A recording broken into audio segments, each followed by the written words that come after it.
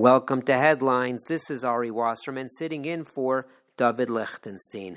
This week's program is on quick divorces, which will define as a divorce that happens fairly soon after marriage, be it a year or two, or even a few months, or even shorter, even in a few weeks. And what we're going to do is we're going to delve into why they are happening nowadays with our ultimate objective of learning how they can be avoided. Having researched this show and having spoken to multiple people who have gone through quick divorces, this is a very emotional and obviously difficult event to go through, like a divorce later in marriage, but with its own unique challenges. So accordingly, we have another objective of the show, is how we can learn how to interact and empathize with people who have or are going through such a divorce, because it really needs to be handled with seichel and sensitivity.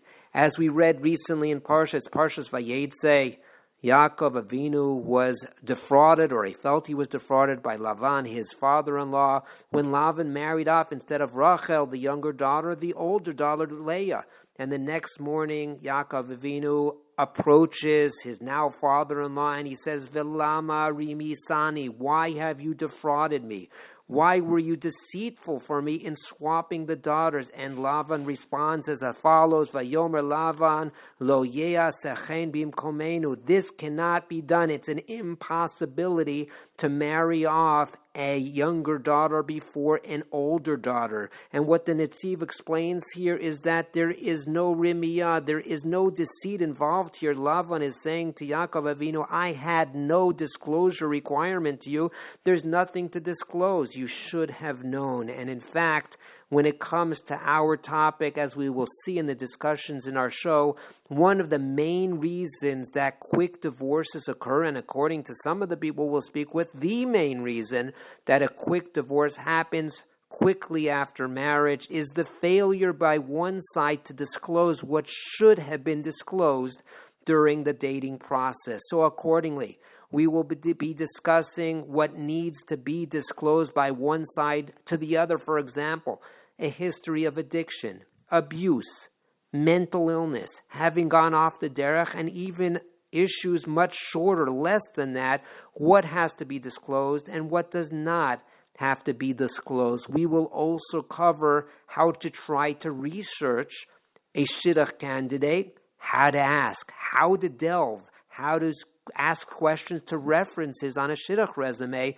because there is indeed a propensity of the references to color things in a more positive way and to omit some important negative information. So we will talk about how to ask the questions, and on the other hand, is that proper for a reference to fail to disclose? Indeed, maybe there would be a violation of the halachas of Lashon Hara if they did disclose negative information. We are also going to discuss following marriage, when problems are indeed discovered, when problems that were not disclosed come to the fore, how should the other spouse handle that? For example, if it's discovered that the spouse is abusive or has other mental illness, can somebody stay in such a marriage and make it successful? And then we will also have a very important discussion on the show of what if there were proper disclosures. We're not talking about mental illness, abuse and the like, but simply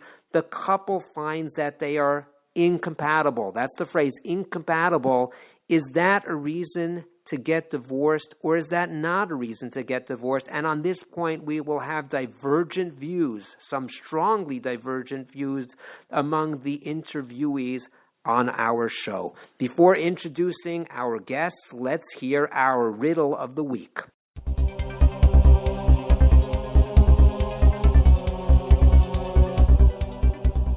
So in this week's Parsha, Parshas Vayishlach, we have Yaakov Avinu returning home, and he hears that Esav, his dear brother, is approaching with 400 men in his army to destroy Yaakov Avinu. And the Pasuk tells us, Vayira Yaakov me'od. Yaakov, understandably, was very nervous. He was fearful for his life, and there's a discussion in Chazal, why should he fear? HaKadosh Baruch Hu said, I will protect you, I will bring you back. And an explanation that's brought in the Gemara and Brachos and some Midrashim is he was concerned that between the time HaKadosh Baruch Hu had given him those promises of protection and at this point, so many years later, maybe he had sinned in the interim and wasn't worthy of the promises of HaKadosh Baruch Hu. And there's a discussion amongst Chazal, what were the specific concerns? One view is that Yaakov Avinu was concerned that he had not fulfilled the mitzvah of Kivud Av V'Em in the 20 years that he was away. And accordingly, the first question, the first riddle is, where do we have a remez in the pasuk? In a pasuk in the Torah, that in fact Yaakov Avinu was concerned that he had not fulfilled the mitzvah of Kibud Av V'Em. And that's one riddle. The second riddle, a follow-up riddle, basically the same question. Chazal also explain another concern of his was that he had married two sisters, apparently against halacha. So the next question is, where do we have a remez as well in a pasuk in the Torah that indeed that was a concern of Yaakov Avinu? Just to get back to our show, just to go through who we are going to be seeing on the show, those who are going to be our guests on the show, we have a distinguished list. We are going to start out with Rabbi Moshe Hauer, who is a very distinguished Rav in Baltimore. We are going to talk about what disclosures have to be made, how do we handle references on a resume. We are then going to talk with Rabbi Zecharya Greenwald, who is the principal of a major seminary in Eretz Yisrael, who has a lot of experience in dealing with the issues that are the subject of our show. We are then going to speak with Mrs. Sara Yoheved Rigler, the best-selling author, inspirational teacher, who has a lot of experience in coaching women on the tools necessary for a good marriage. So she has some very interesting thoughts to share with us.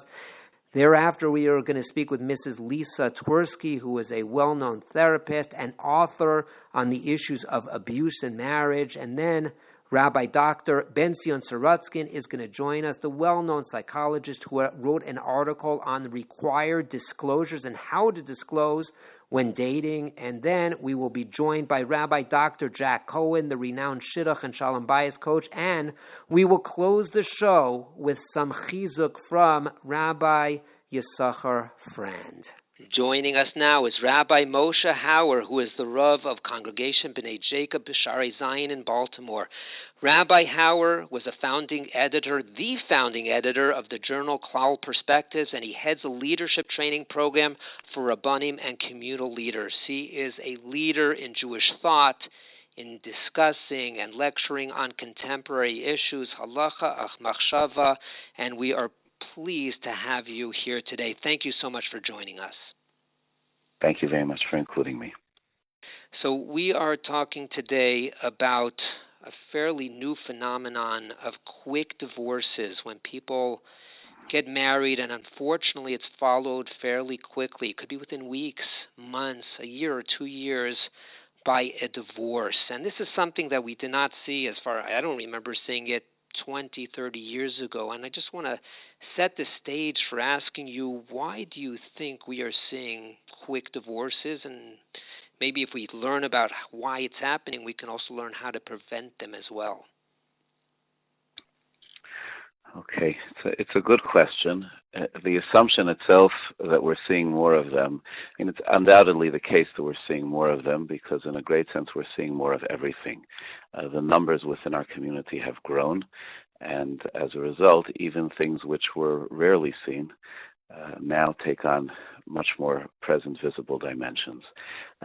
We don't have all the statistics on everything. I agree with you that it feels like the percentages of these events happening have risen, but it's very hard to make clear statements about changes, just because again the numbers of people that we're dealing with are so much larger than they've been in the past. So rather than trying to explain, the change or the shift, maybe it would be more direct to try to speak about, the factors as we observe them that are at play when these things happen. Does that make sense to you? Yeah, absolutely. Okay. So one factor that seems to be there is that the process of dating and getting to know somebody is limited. It's very, very limited. When people date, it's essentially a Broadway show. People get together, a young man, a young woman, didn't know each other before. They spend hours at a time for a number of times. They're obviously on their best behavior. They're trying to present themselves in a certain way, and it's hard to say that after whatever period of time of getting to know each other in this kind of a framework, that people will know anything more than the person chooses to reveal. And that's a significant factor in this whole dating process. People often end up marrying someone who's essentially a stranger to them, who has chosen certain things to share. And that's a significant factor in a lot of these situations of quick divorce. The ways to address that, the ways we can try to address that, is by not marrying strangers. How do we not marry strangers? People in the Shidduch process, it would be extremely valuable for them to have genuine and strong references, not a select group of references provided by one side to the other, but actually using those references as a starting point for if I'm looking for a shidduch for my son and I'm looking into a young lady, so I might see the list of references. It may be that I will find someone on that reference list that I'm completely comfortable with and secure with and understand and feel that they will be absolutely, absolutely candid with me.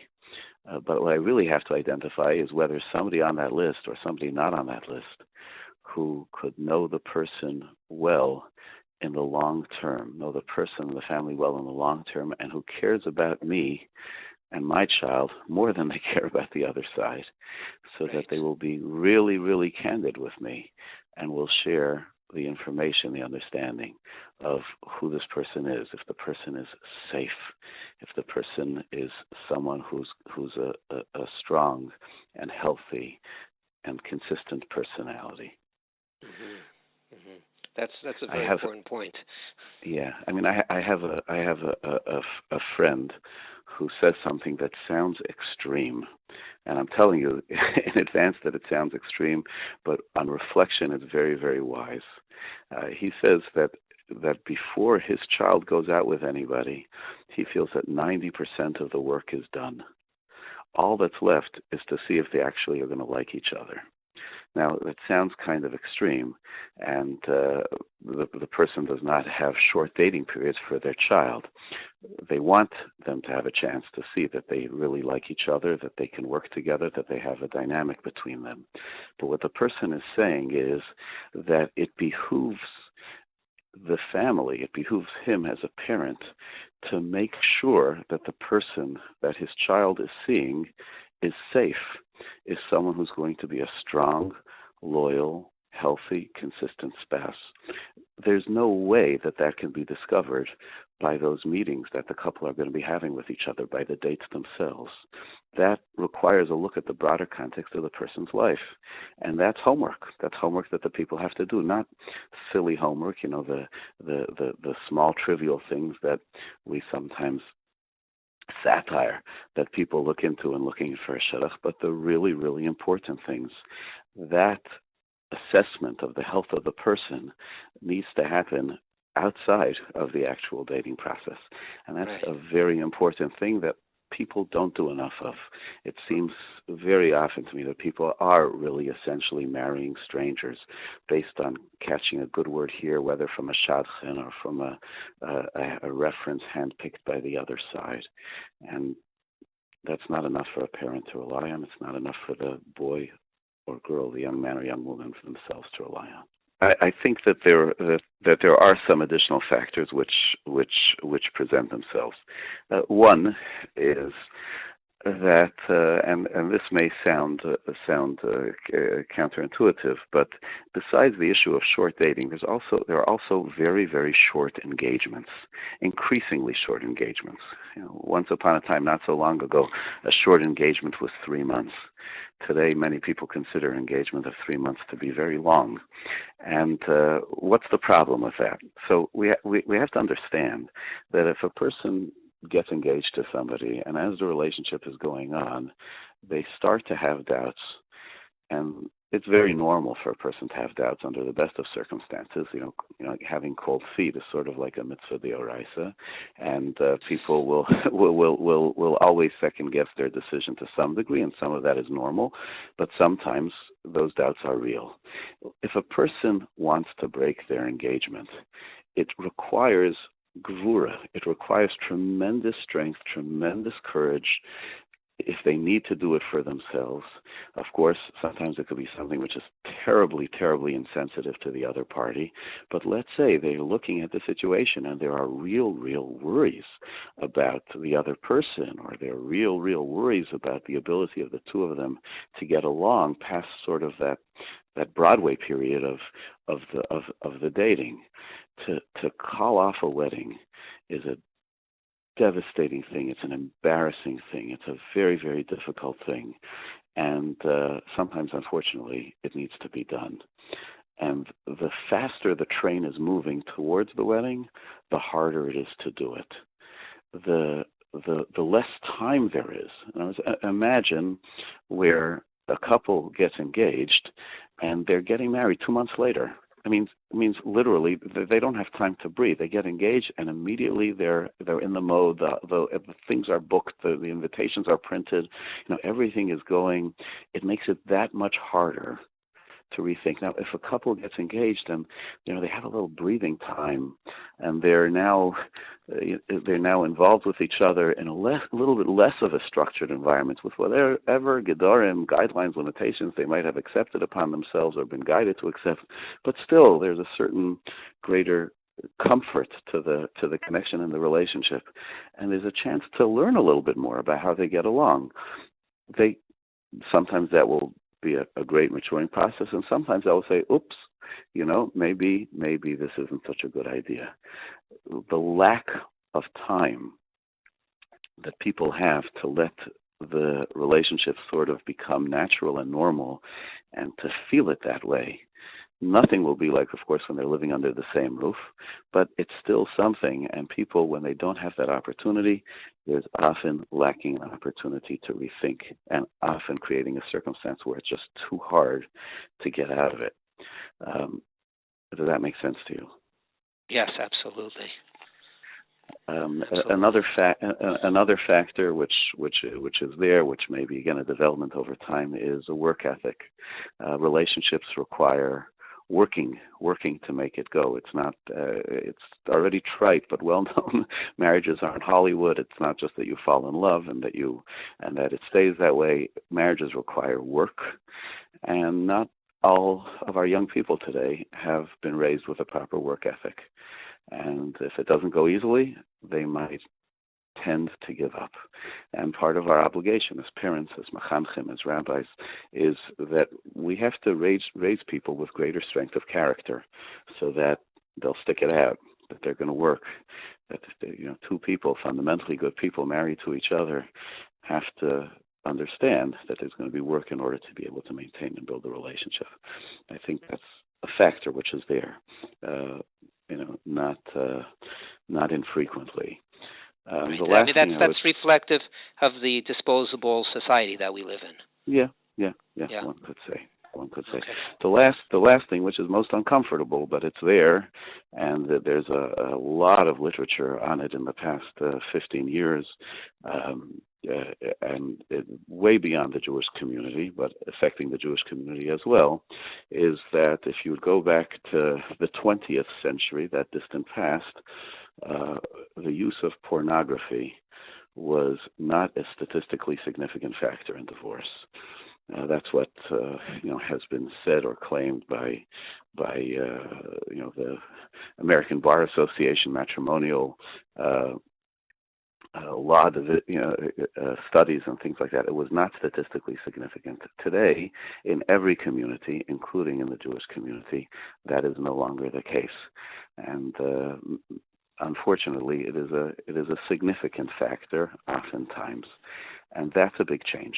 That's a big change from the past. Just simply the availability of it, and therefore the consumption of it based on the internet is a very significant factor.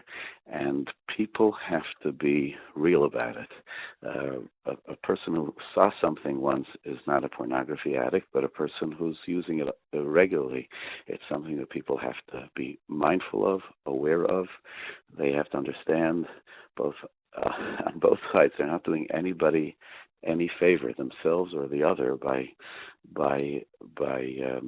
ignoring this and getting into a marriage. It can have significant consequences. It's not something that can't be dealt with. It can be dealt with, but it needs to be dealt with in the framework of honesty, not the opposite. Without the trust, it'll be very hard to do. Right. Now, so let's discuss. There are, al pi halacha, certain things that are required to be disclosed while dating.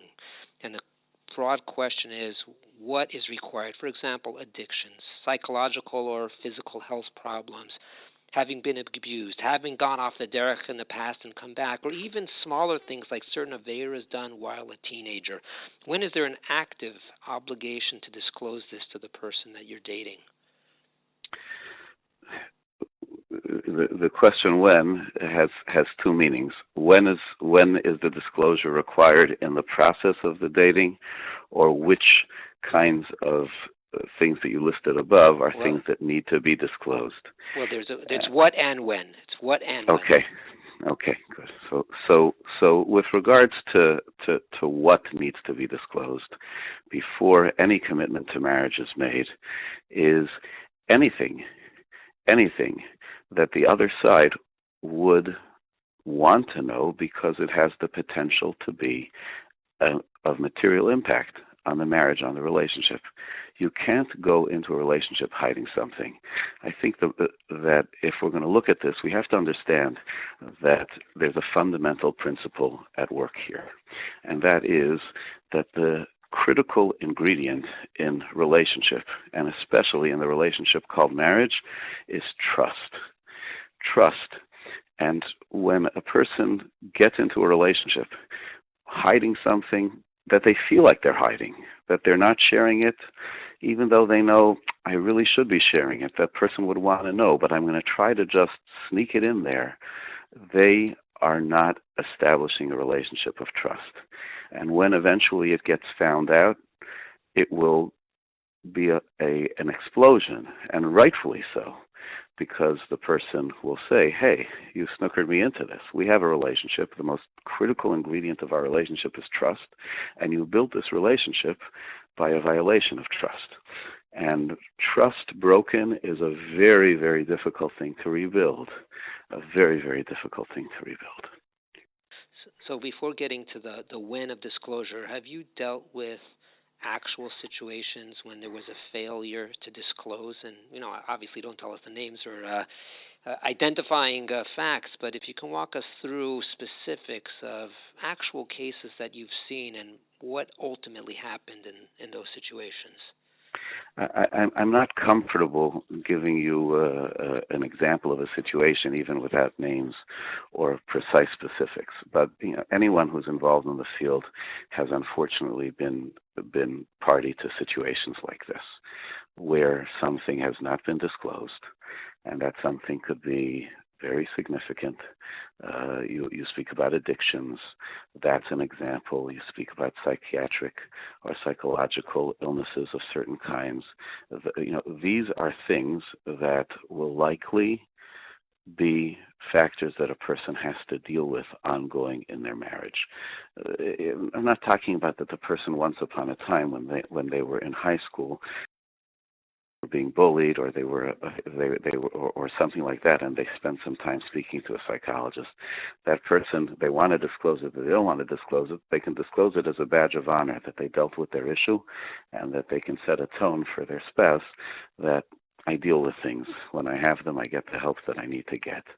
But we're talking about the kinds of things, like, for example, something that rightfully could be called an addiction, that is an ongoing battle, many times fought very, very consistently and very, very successfully, but it's an ongoing battle.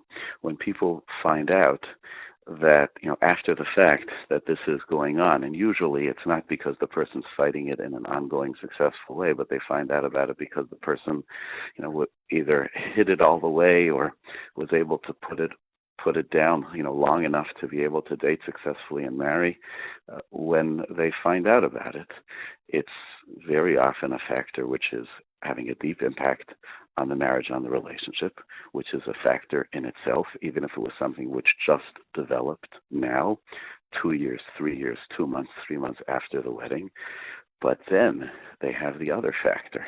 If a person marries somebody and they develop a problem, well, that's part of the commitment of marriage, is that we're there to take care of each other. People's spouses get sick, people's spouses get into accidents, and we can't say, this is not what I meant. I married a person, and so to speak, you could say nistach b'sadeu, that the situation changed, but the commitment remains the same. When a person married somebody not knowing that they had this issue, the person was hiding from them this issue, the commitment to deal with the issue is hardly there. Why should I? I never signed up for this, and you hid it from me. It was there, and I didn't sign up from it. You're certainly familiar that there's a halachic condition called mekachtos.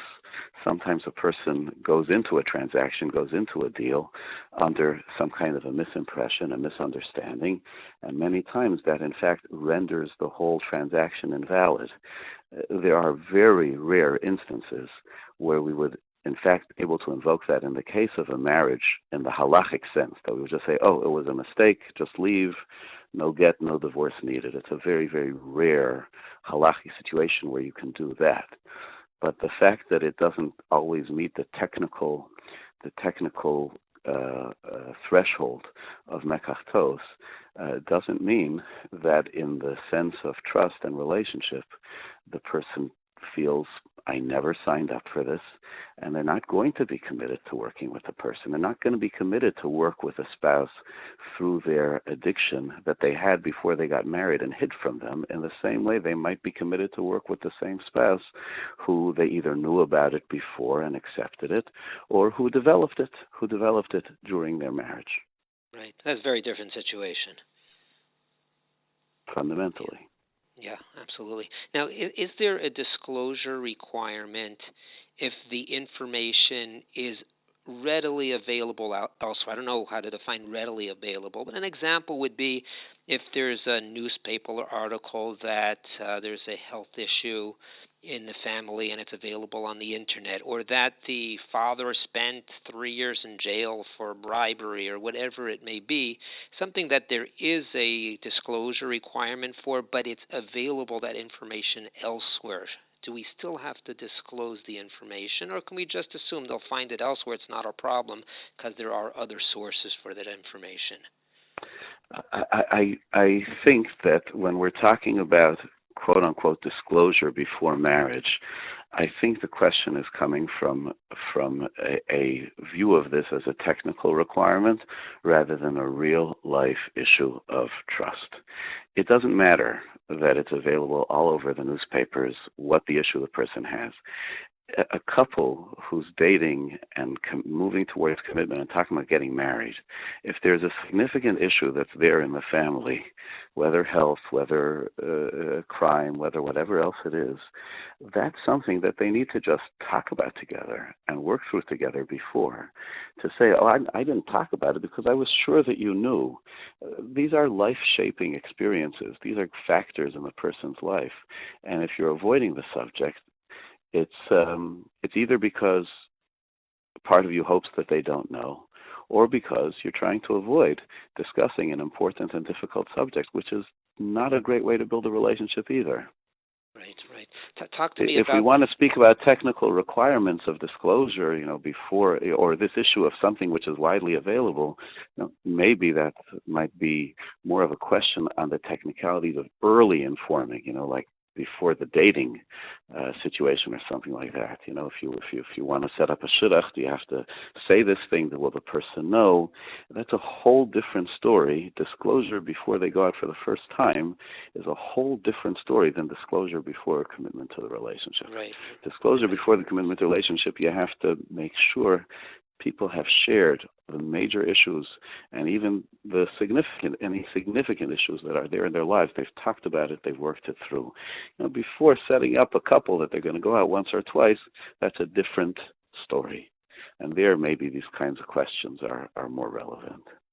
So that lends to the question, when should this disclosure be made? If you do it in advance of dating, you may not get the date. So when in the process is the most advisable time to be disclosing the information? Yeah, so I don't know that there's a single formulaic answer to the question that we could say before the dating starts, before the third date, before the fifth date. It's I think very, very specific to circumstances. The easiest way to define it is that if in the building of the trust of the relationship, it feels like you should be saying it right now, then you need to be saying it. You can't lead a person into something where they're just getting too far along without knowing something that could affect. So, culturally, there are different stages where people are going to be making a commitment to the relationship, whether it should take longer or shorter. It's just, that's where it is. Before commitment or before becoming ensnared to the point where it's going to be too difficult to get out of it, material issues need to be revealed. Sometimes they should be revealed before even dating. And I don't think the approach is that we fooled them into getting the first date. The attitude is, I think, more laid back than that. And I would, suggest sort of a parallel. Somebody was once telling me, someone who I guess would be called middle-aged, who has gone through different periods of getting work, said that he's not able anymore to get interviews for many, many positions that he could have gotten interviews for before, because it used to be that there was an ad in a newspaper about a job available, and people would send in a letter, a cover letter and a resume, and if it looked interesting enough, they got called for an interview. Nowadays, they apply on the internet for a job, and they have to check off a box and another box and another box. And if they can't check off the box that says that they have 3 years experience, working in with this program or this computer language, so then the application just doesn't get filed. And when people have to decide based on something on paper, so anything that sounds flawed on paper, they just never get, they don't get a chance. And everybody has flaws. So if a person wants to make that argument to not disclose something up front, everybody has flaws, and if it's not a mitzvah for me to go and put them out there because someone will see it on the resume and say they're not interested, and instead they'll go to a different person who is less honest than me, that's not an unreasonable argument. They're not deceiving the person into a shidduch. They're just avoiding throwing out, more distractions. But certainly in the realm of building trust, one has to be forthcoming and should not hide something as they're, quote-unquote, ensnaring a person in a relationship. Right. I'm just going to read something that I saw in one Shidduch resume that I was very impressed by. They were very upfront, and they say, there are no health or mental issues in the family, and it is vitally important that the family be informed of any such issues in a girl's family. This is coming from a boy. Not necessarily because it would jeopardize a shidduch, but so that an educated decision can be made. And then it says that the Shlomo, I'll just make up the name, Shlomo believes in trust between the sides, and if serious information was hidden, it could chas v'shalom cause problems in the future. That's right on the shidduch resume. That's an amazing statement, and indicates not just what they said, which is that there aren't mental health issues in the family, but it indicates such an emotional health and maturity on the person who wrote that. I think it's a template to be copied, hopefully by people who can say it with the same level of conviction.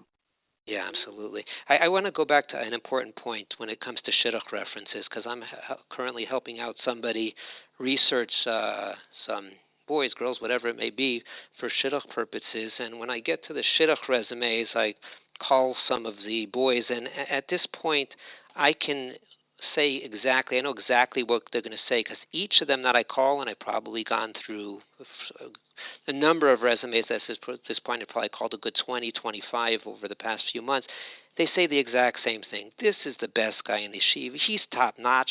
Grab him right now. And when I ask questions along the lines of, so what makes him mad? No, he's very calm. He doesn't get mad. Oh, one thing. He doesn't like sheker. He doesn't like lying. But otherwise, he doesn't. It's the same pat references saying this is the best guy. Grab him. Nothing. He's great midos, this, that. And my question is, when acting as a shidduch reference, you're on somebody's resume, should our impetus being trying to help out the friend, get the shidduch, get them to going out, or should we be a little bit more honest in our responses and our disclosures? Like, it's a difficult position to be in because you're on the resume because you're friend with the person, but I do see a downside also in not giving proper information to the people calling. So what's your recommendation on this? It's a tough question. When a person is being called by someone and that person is a stranger and they're just they don't know really who they're being called on behalf of, what are they to do? If they're being dishonest, there's no excuse for that. It's not a mitzvah to help somebody to get into a situation which won't succeed. It's a prohibition to give a person to give them counsel that's not going to be productive for them. There's a Torah prohibition of lifnei iver lo sitein mishol, and there's a prohibition of leisamed al dam reyacha, which is understood to be expansive, not simply if somebody's going to get killed literally, but if somebody stands to lose significantly. So any reference can't be dishonest for the sake of getting the shidduch to go. And remember, ultimately, our goal isn't to get people married. It's to get people to their 50th wedding anniversary, just so that they're going to be able to make it to the chuppah. We got through. That's not doing anybody a favor. So, people who are serving as references, it's good to have that. It's very important for them to have that in mind. It puts them in a difficult spot. When somebody's calling and it's a stranger, and we all get these calls from strangers, and they're asking us about somebody. So we rely to some degree that I hope she's not going to marry me. She's not going to marry the guy based on what I'm saying to this person as a stranger. I hope they have enough seichel understanding to go further than this pro forma call. I'm not hiding anything from them, but I'm not here to give them a deep analysis of who the person is and what the person is about. It's a difficult situation for a person who's been asked by someone to serve as a reference to do that. Now, that said, when someone asks you to be a reference and the complexities of their life, I think you have to have a conversation with them about, well, how do you want me to serve as a reference? How are we going to deal with this? How are you planning to deal with it in your marriage, so that you can give a more textured response, a response with more meaning that's not going to chase people away. But on the other hand, that's going to be, presenting a more helpful and realistic assessment. When you describe the sort of pat answers which you're getting, I think that goes back to what we discussed before, which is, you're calling people who are there to help that person, and we have to figure out a way around that. Now, is there a problem of lashon hara for those references? If they know, he doesn't have such good midah, so he's a slob, he's X, Y, Z.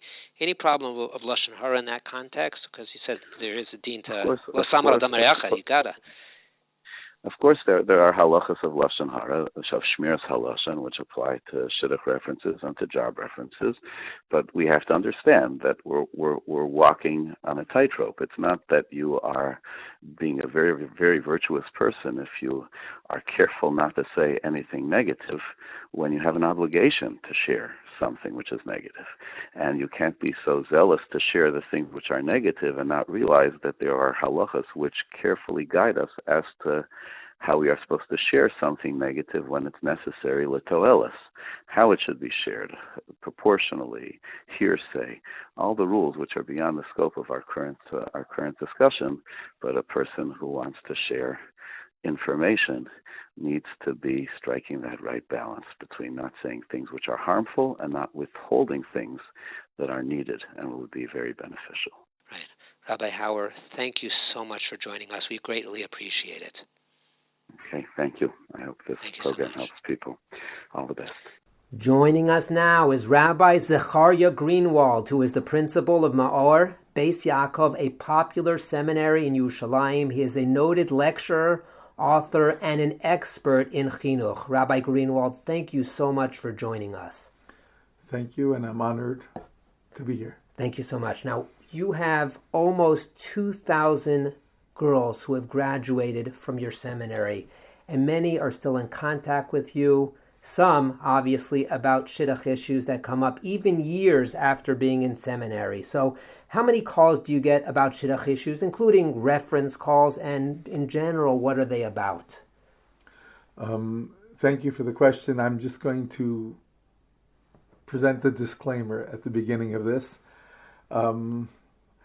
I will not be presenting scientific data. I do not have statistics. I do not take notes of my calls, and therefore the references that I will be giving are my intuitive responses to my experience, that which I'm every day getting calls, but I've never cataloged them, and therefore I don't want to be presenting as if this is the final opinion and the psak on shidduchim. I will be sharing my understanding, my intuition, and my experience. Nothing more. Terrific. I would say that I receive about 5 calls a day, sometimes more, but usually at least 5 calls a day regarding shidduchim. The majority of them are people calling, asking for references and asking for information about girls who studied in the school. Like I said, we've had now 1,850 girls that have gone through the seminary, B'li Ayin Hara, and the calls come in constantly from all over, and the questions are interesting. There are people that ask very good questions. There are people that ask very foolish questions. I think that from the questions that people ask, we might have some of the answers to questions that are going to come later on in this discussion, because not everybody is intelligent in the way they ask their questions. And while I have to be very honest about the answers I give, I also have the best interests of my students in mind. And while I will not lie and not cover up something that's extremely important, I will be careful in the presentation to make sure that my students have the best chance of getting a shidduch. And the other questions, and this comes in probably 1 or 2 a day, are girls who are calling with dating situations, questions they have in the dating process, how to interpret different things that are happening in the dating process, at what point to move forward, how are they supposed to figure things out or work things out, because they're seeing so many different things and they're hearing so many different things. Sometimes what they heard is playing out in the dates. Sometimes what they heard has nothing to do with what they're seeing in the dates. They're finding new information, different information. Most of them are worried. They don't want to lose a shidduch if it's a good choice. At the same time, they don't want to make the bad choice, because there's so many hard things happening today. So many girls are getting engaged and then not keeping it and finding out new things afterwards. So many girls are getting married and then getting divorced. It's a scary time for the girls. On one hand, this all the talk about the Shidduch crisis creates a terrible negative effect on our young women today. It's almost as if there's a desperation to get married as soon as possible, as quickly as possible, and anything that looks good, you have to move forward, because otherwise you're going to be part of the statistics of this Shidduch crisis. I think all of the talk about the Shidduch crisis is not helpful to anybody. I think that we have to begin a more positive approach. We have wonderful young women, and there are many young men around. Numbers are facts, statistics are facts, but the hype that's related in the discussion, I think, brings girls to places that they shouldn't be. So what you're saying is you feel that this pressure to get married is causing girls, maybe boys, but primarily girls, to make bad decisions, and it leads to broken engagements when information becomes readily more available after engagement, and more serious is after a divorce, which is indeed our subject, a quick divorce. So I think you're answering a fundamental question, and if I can ask it directly, why are we seeing these quick divorces as defined as a few weeks, months, year, two after getting married, as opposed to 10, 20 years ago where this was almost never seen? What has changed in the past couple of decades? Well, number one, I think the desperation to get married is definitely playing a role. There's also a great deal, our generation is faced with a great deal of mental health issues, and much of that is covered over in the dating process, and that is a very, very dangerous and damaging feature of what's happening in our society. There's I would say there's too much fear about it on one hand, and not enough information on the other hand, and therefore, and maybe those two things are related, but therefore people are afraid to talk about it, and because they're afraid to talk about it, the knowledge, when this comes to play afterwards, it is the cause of much distrust, and very often it's the beginning process of dating. When you said that sometimes after 3-4 weeks or 2 months, and sometimes after a year or two, I'm ready to go out on a limb and say that most of the time it's after a year or two.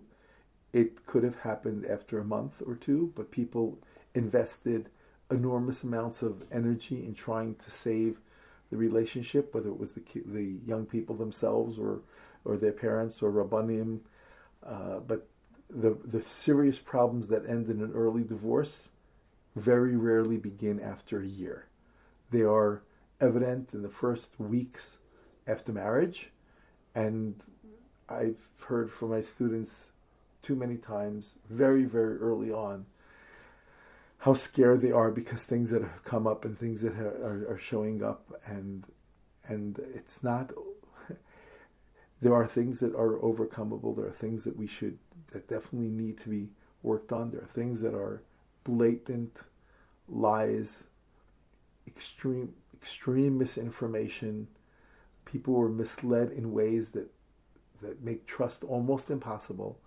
And those things, when they come up early in the marriage, are the most damaging and first most powerful causes of the early divorces. And that's number one. If it's after a month or two, or if it's after a year or a year and a half. Mm-hmm. I have yet to see. I don't know if I can say yet to see, but rarely have I seen issues that developed after a year. The serious issues are immediate. Evident fairly quickly. Evident very fairly. And are these things that we could see red flags even before marriage, or because they're suppressed, it's just not discernible before marriage? Are there red flags that we can pick up on? I don't want to make it that's the only reason when you say red flags. There are other reasons for early divorces, but they have the same features of early recognition and knowledge and understanding of the misfit or the challenging things that come with the marriage. There are. I'm sorry to say this. This is not something. This is not a judgmental statement. It is a fact. We are a superficial society, and in spite of everything that we do to try to inculcate in our students depth and understanding and values, we are still a society that buys a $150,000 car from a 10-second commercial. That is a superficial society. Our children are bombarded with imagery and information, and it doesn't make a difference how protected we try to keep our children. What they see and what they're exposed to is extraordinary. We are a society that, with all of the absolute most special and beautiful infrastructure that we've tried to create to give our children good chinuch and to give our children MS and to touch MS, it is very difficult in today's world to be providing them with a real in-depth understanding of themselves and others. People are attracted, and the Kadosh Baruch Hu brought that attraction into the world for a very, very important reason. Without it, we wouldn't be talking about Shidduchim, because there would be no world. Hu Amar Vayehi, the Gemara says. The Kadosh Baruch Hu said, and this attraction became a reality, and that's in order that the world should be. Young people very often make superficial decisions. And even though there are red flags, there are things that attract them and things that make them feel comfortable that override the intellect. Mm-hmm. And that could be physical, that could be a resume, the yeshiva he learned in, what yichus he has. It could be all of the above, any of the above. It is simply the desire to get married or the fear of not getting married coupled with something that makes it feel good in the beginning, something that makes it feel good in the beginning. We are a feel-good society. The superficiality is very much based on what makes us feel good. There were times when young people made decisions, or most people made decisions based on right and wrong. And even if we made bad decisions, we tricked ourselves into thinking it's right and wrong, but it was based on some kind of value. Today, right and wrong has been replaced in most of society with feel good and not feel good. And if it feels good, it's got to be right. And if it doesn't feel good, then something's wrong. So when young people are put into a place where they want to get married, they're interested and motivated to get married, and they're afraid of not getting married, and they feel good in the dating process. It feels good. They're not necessarily using all of their intellectual understanding and skills. Thank you. To discern and to make a decision. And these two things are the most prevalent of the early divorce. One is the superficiality and the being drawn to something and running into it because they don't want to lose out. And two is because of things that are kept secret, that are not allowed to be kept secret, and keeping them secret destroys trust and breaks up marriages. So a girl calls you after marriage, relatively soon, and there are issues. How do we decide what is a big problem and what could still be successful marriage? Because I assume many marriages start out a little rocky, two people coming from very different worlds, and that's not necessarily a sign of problems to come. So what's a disaster? What do we say? This is a real problem. When do we say we can really make an effort and turn this into something positive? Differences in personality, differences in behavior, differences in culture and things that they're used to are uncomfortable, they're challenging, but they are not essential. Those are things that can be overcome. Differences in values, where the ultimate value is similar, but in where each one is holding at their present point, that's overcomable. Those are things that we do not consider to be essentially challenging in the way that we have to consider should this continue or not. When we find that people hurt each other early on in the marriage, hurting each other physically or emotionally. When we find out that people are not capable of connection, people have challenges that are mental health challenges that make it very difficult to live with, and the person has no prior knowledge, no prior understanding, did no research, spoke with no one, and comes into a situation where they were trusting and now they don't. Those are much more difficult things to deal with. And while we want to tell every single girl, Shidduch is mishamayim, if you're married, you were supposed to marry him, so just work it out. Unfortunately, that's not a realistic approach today, and it's somewhat of a dangerous approach. And I've seen people who were greatly hurt, but terribly hurt and damaged, because the concept of every marriage can be overcome is not true. Well, so let me just hone in on this point because it's a critical point. You're saying even in the absence of abuse, control, mental illness, there are still areas in marriage and incompatibility in marriage that cannot be surmounted. I'm afraid to make a list because I'm conceptually. The answer is yes. There are more things than you just mentioned on your list that could be fatal. That could be fatal to a marriage. But right. But even there are difficult personalities, difficult midos, that living with them means living with suffering consistently.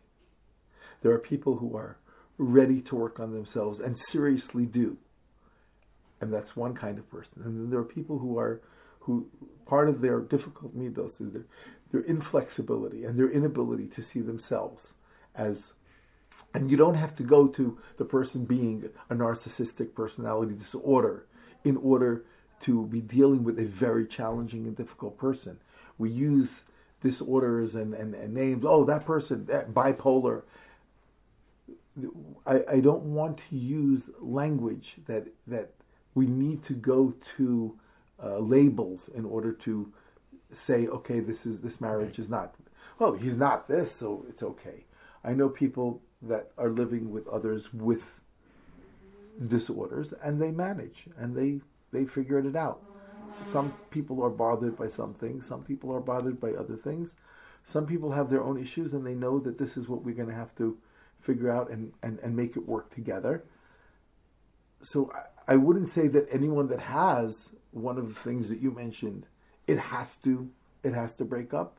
There have been abusive situations in which people have gotten the right help and have overcome, and unfortunately most of the time that's not what happens. So I'm not going to say this is an absolute reason for divorce and this is a never reason for divorce, and when somebody's going to call me up, I'm never going to say, oh, if that's the case, well, let's just start proceedings. All right? You really have to get a sense of what's happening, of what the people are feeling, of what they're sensing, what kind of support system do they have, what's the willingness of both sides to figure this out. Is the willingness coming from desperation, or is the willingness coming from a sincere appreciation of the other person's positive traits that they want to be a part of and they want to continue sharing? It's a very, very complicated. So yeah, it's never something that you can do over the phone. Most of my students live in America, or mostly in America. I live in Eretz Yisrael. I do get involved and I do try to help those when they've turned to me, but it's usually necessary to have local support and local help and local professionals that are a bit more accessible. I have I have met with couples. I have worked with. I am not a professional. I do not do professional counseling. I'm a Rav. I know my place, and all Rabbanim need to know their place. There's a difference between my Rebbe Rav was very, very Maggid that the Machanchim that are his Talmidim were aware of the difference between being a professional and being a Rav. There are times where a Rav may have better insight than a professional, but you have to know your place and what you're capable of doing.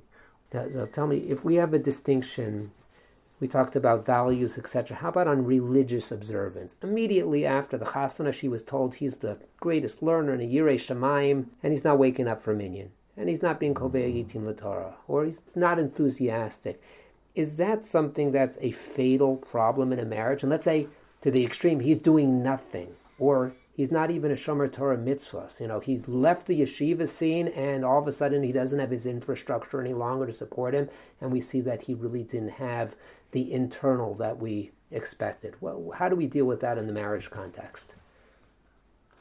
You're asking an extremely difficult, painful question. The immediate, I would say, knee-jerk response is, what do you mean? It was fake. It wasn't real. So poor girl. What's she supposed to do right now? And by the way, the question could be in the other direction as well. Yes.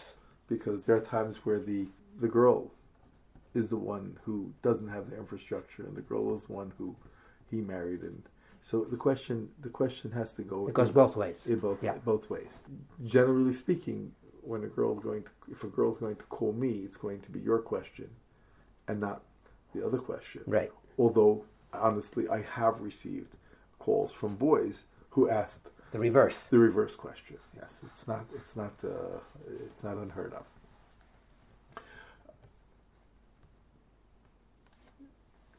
There are rare situations in which a girl sees the boy's capabilities and potential and sensitivities, and she realizes that there's something else going on here, and she's ready and she wants to work through it with him because she really wants to be married to this boy.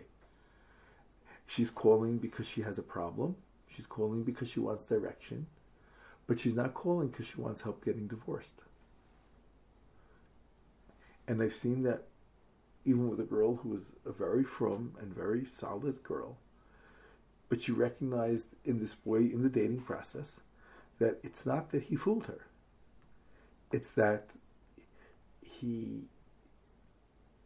is dealing with things that did not come out in their dating process. And a month or 2 or 3 after the wedding, they begin to show when he's out of yeshiva and he's out of his parents' house and he's now in his home and he's comfortable and he's letting go of things that he didn't let go of before. At the time that he was dating, that was not his situation. And now marriage is bringing out that freedom. He's his own balabas. There's no one watching. There's no one that sees. No one except his wife who thought he was something else. And it's not. There's no cut and dried answer. Generally speaking, if a boy is really not frum and he wants to lead a non-frum life, so obviously that's not compatible. But if a boy is struggling and he wants to find his way, and a girl wants to help him find his way, then there is room to continue working. Mm-hmm. This is the one area which does not come out often in the first month or 2 or 3, but actually could happen after a couple of years of marriage. Interesting. A boy, because he was still connected to his Rabbi, he was still connected to the kollel, he was still connected to his yeshiva, and then he went into the workplace, and in the workplace he was exposed to new things, and new things came about, and at some point in time he reaches something happens, or something happened years ago, and now in marriage with the emotions of having children, these things come up, and I am finding that these things are happening more often than we want to admit, where boys, girls are dealing with deeper stuff that went on earlier in their lives, and it's coming out only after a couple of years of marriage, and all of a sudden we're dealing with a couple who are in totally different places. Religiously, it was slight in the beginning, and it grew and developed later on. Rabbi Greenwald, let me ask you, you had mentioned effectively the drifting away during the early stages of the marriage into the first year, second year, and hitting rough times. Give us some practical advice on how the couple together can work to ensure that does not happen. At risk of sounding cliche, I would say that young couples today should be extraordinarily careful about their use of technology. I am not the person that says that all of the ills of our society are based on technology and anything that happens is because someone had a cell phone. However, young people who want to develop a relationship need time together. And without getting to the other dangers, just the danger of spending real quality time together, of not being occupied with other things. Naki yihye lebeso shana echas. The Torah tells us that the first year is given over. I believe that today we need more than a year, because in the Torah, the year is to get to know the other person. Our first year is getting to know yourself, and the second year is to get to know the other person. But in either case, it's very, very important that people learn to spend time together. There are things that are going on that are toxic, and they are happening in our community amongst good from couples. Young couples go out together. They spend Shabbos meals together. Young, newly married couples. And I understand that people are not necessarily living near their parents. There are hundreds and hundreds of couples moving in Lakewood and moving out of town and coming to Eretz Yisrael, maybe thousands of young couples in these areas. They're not next to their parents. They want company. They want a social context. They've been social their whole lives.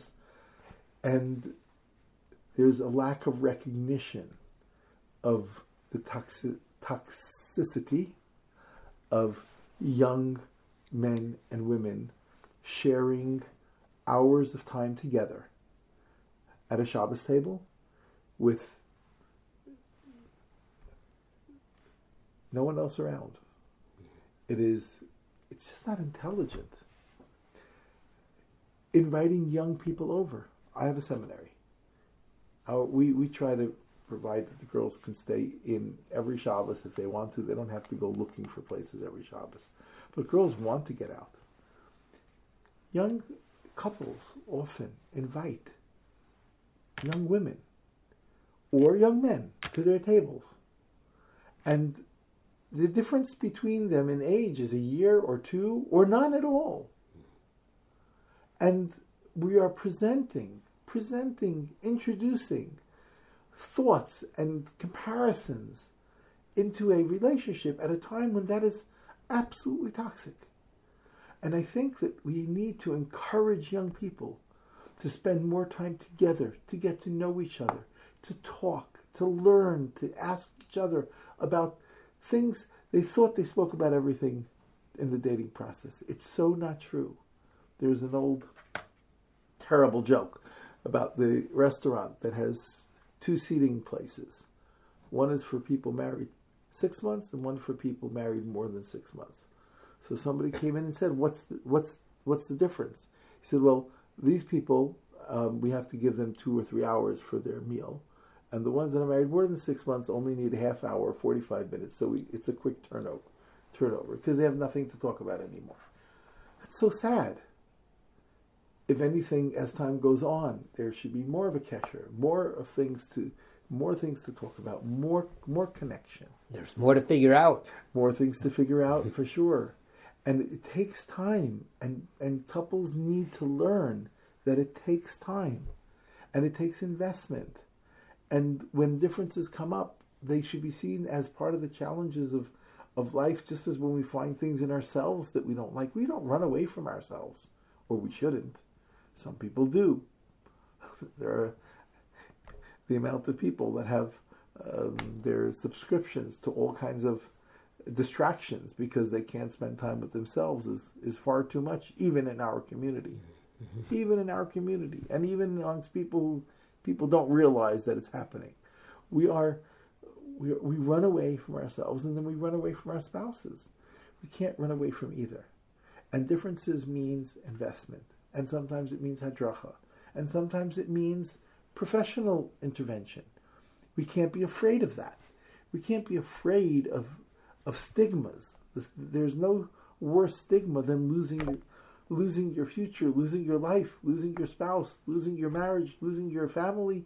That should be a bigger stigma, and people should be more concerned about how can I invest without worrying about what people are going to think if I ask for help than the downside. Now, getting back to the broken marriages, broken engagements, quick divorces, etc. Do you see the same phenomenon that you see in the States, outside of Israel, let's say in Israel and the Haredi circles as well? I mean, you've been in the Parsha for a long time with Shidduchim, Baruch Hashem, a huge family, and they have a lot of friends also. Are we seeing this happening also in Israel, or is this something that's specific for outside of Israel? It's definitely happening in Israel. The numbers are smaller, not just because the process in Israel is a little bit different. There's a certain depth that exists that cuts down the numbers, but if you want to know relative to 20 years ago, there's an extreme change. Mm-hmm. Again, extreme has different in the numbers and the proportions. Again, I don't have the statistics, but I see what's happening. I live in society, and I deal with many things in my community and everywhere else as much as in the school. So I'm aware of what's going on, and unfortunately, this is not something that is limited to the United States. Right. Unfortunately, but yes, there are differences in the numbers. Mm-hmm. Let's go back to how we started about what's causing the quick divorces, and one of the main issues that we talked about was a failure to disclose in advance of marriage. So I assume and I know you've dealt with these issues in a number of situations.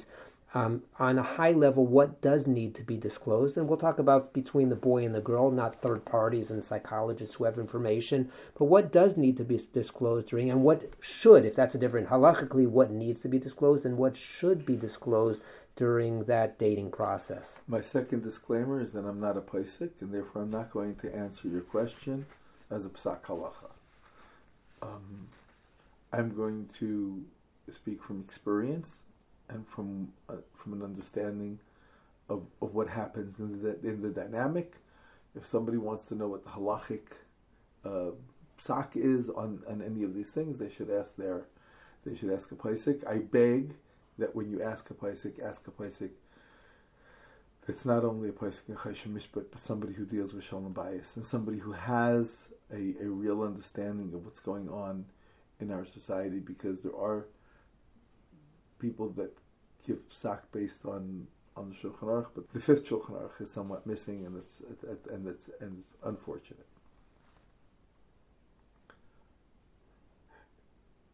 Anything that's going to affect the other person's life, I believe, needs to be disclosed. Anything that doesn't affect the other person's life, it's not necessary to disclose. If I did an Avera when I was 15, and it really doesn't make a difference what the Avera was, that's Ben Adam Lamakom. Ashrei Nesui Pesha Kisui Chata, the pasuk says, we cover up. We don't have to expose all of our sins.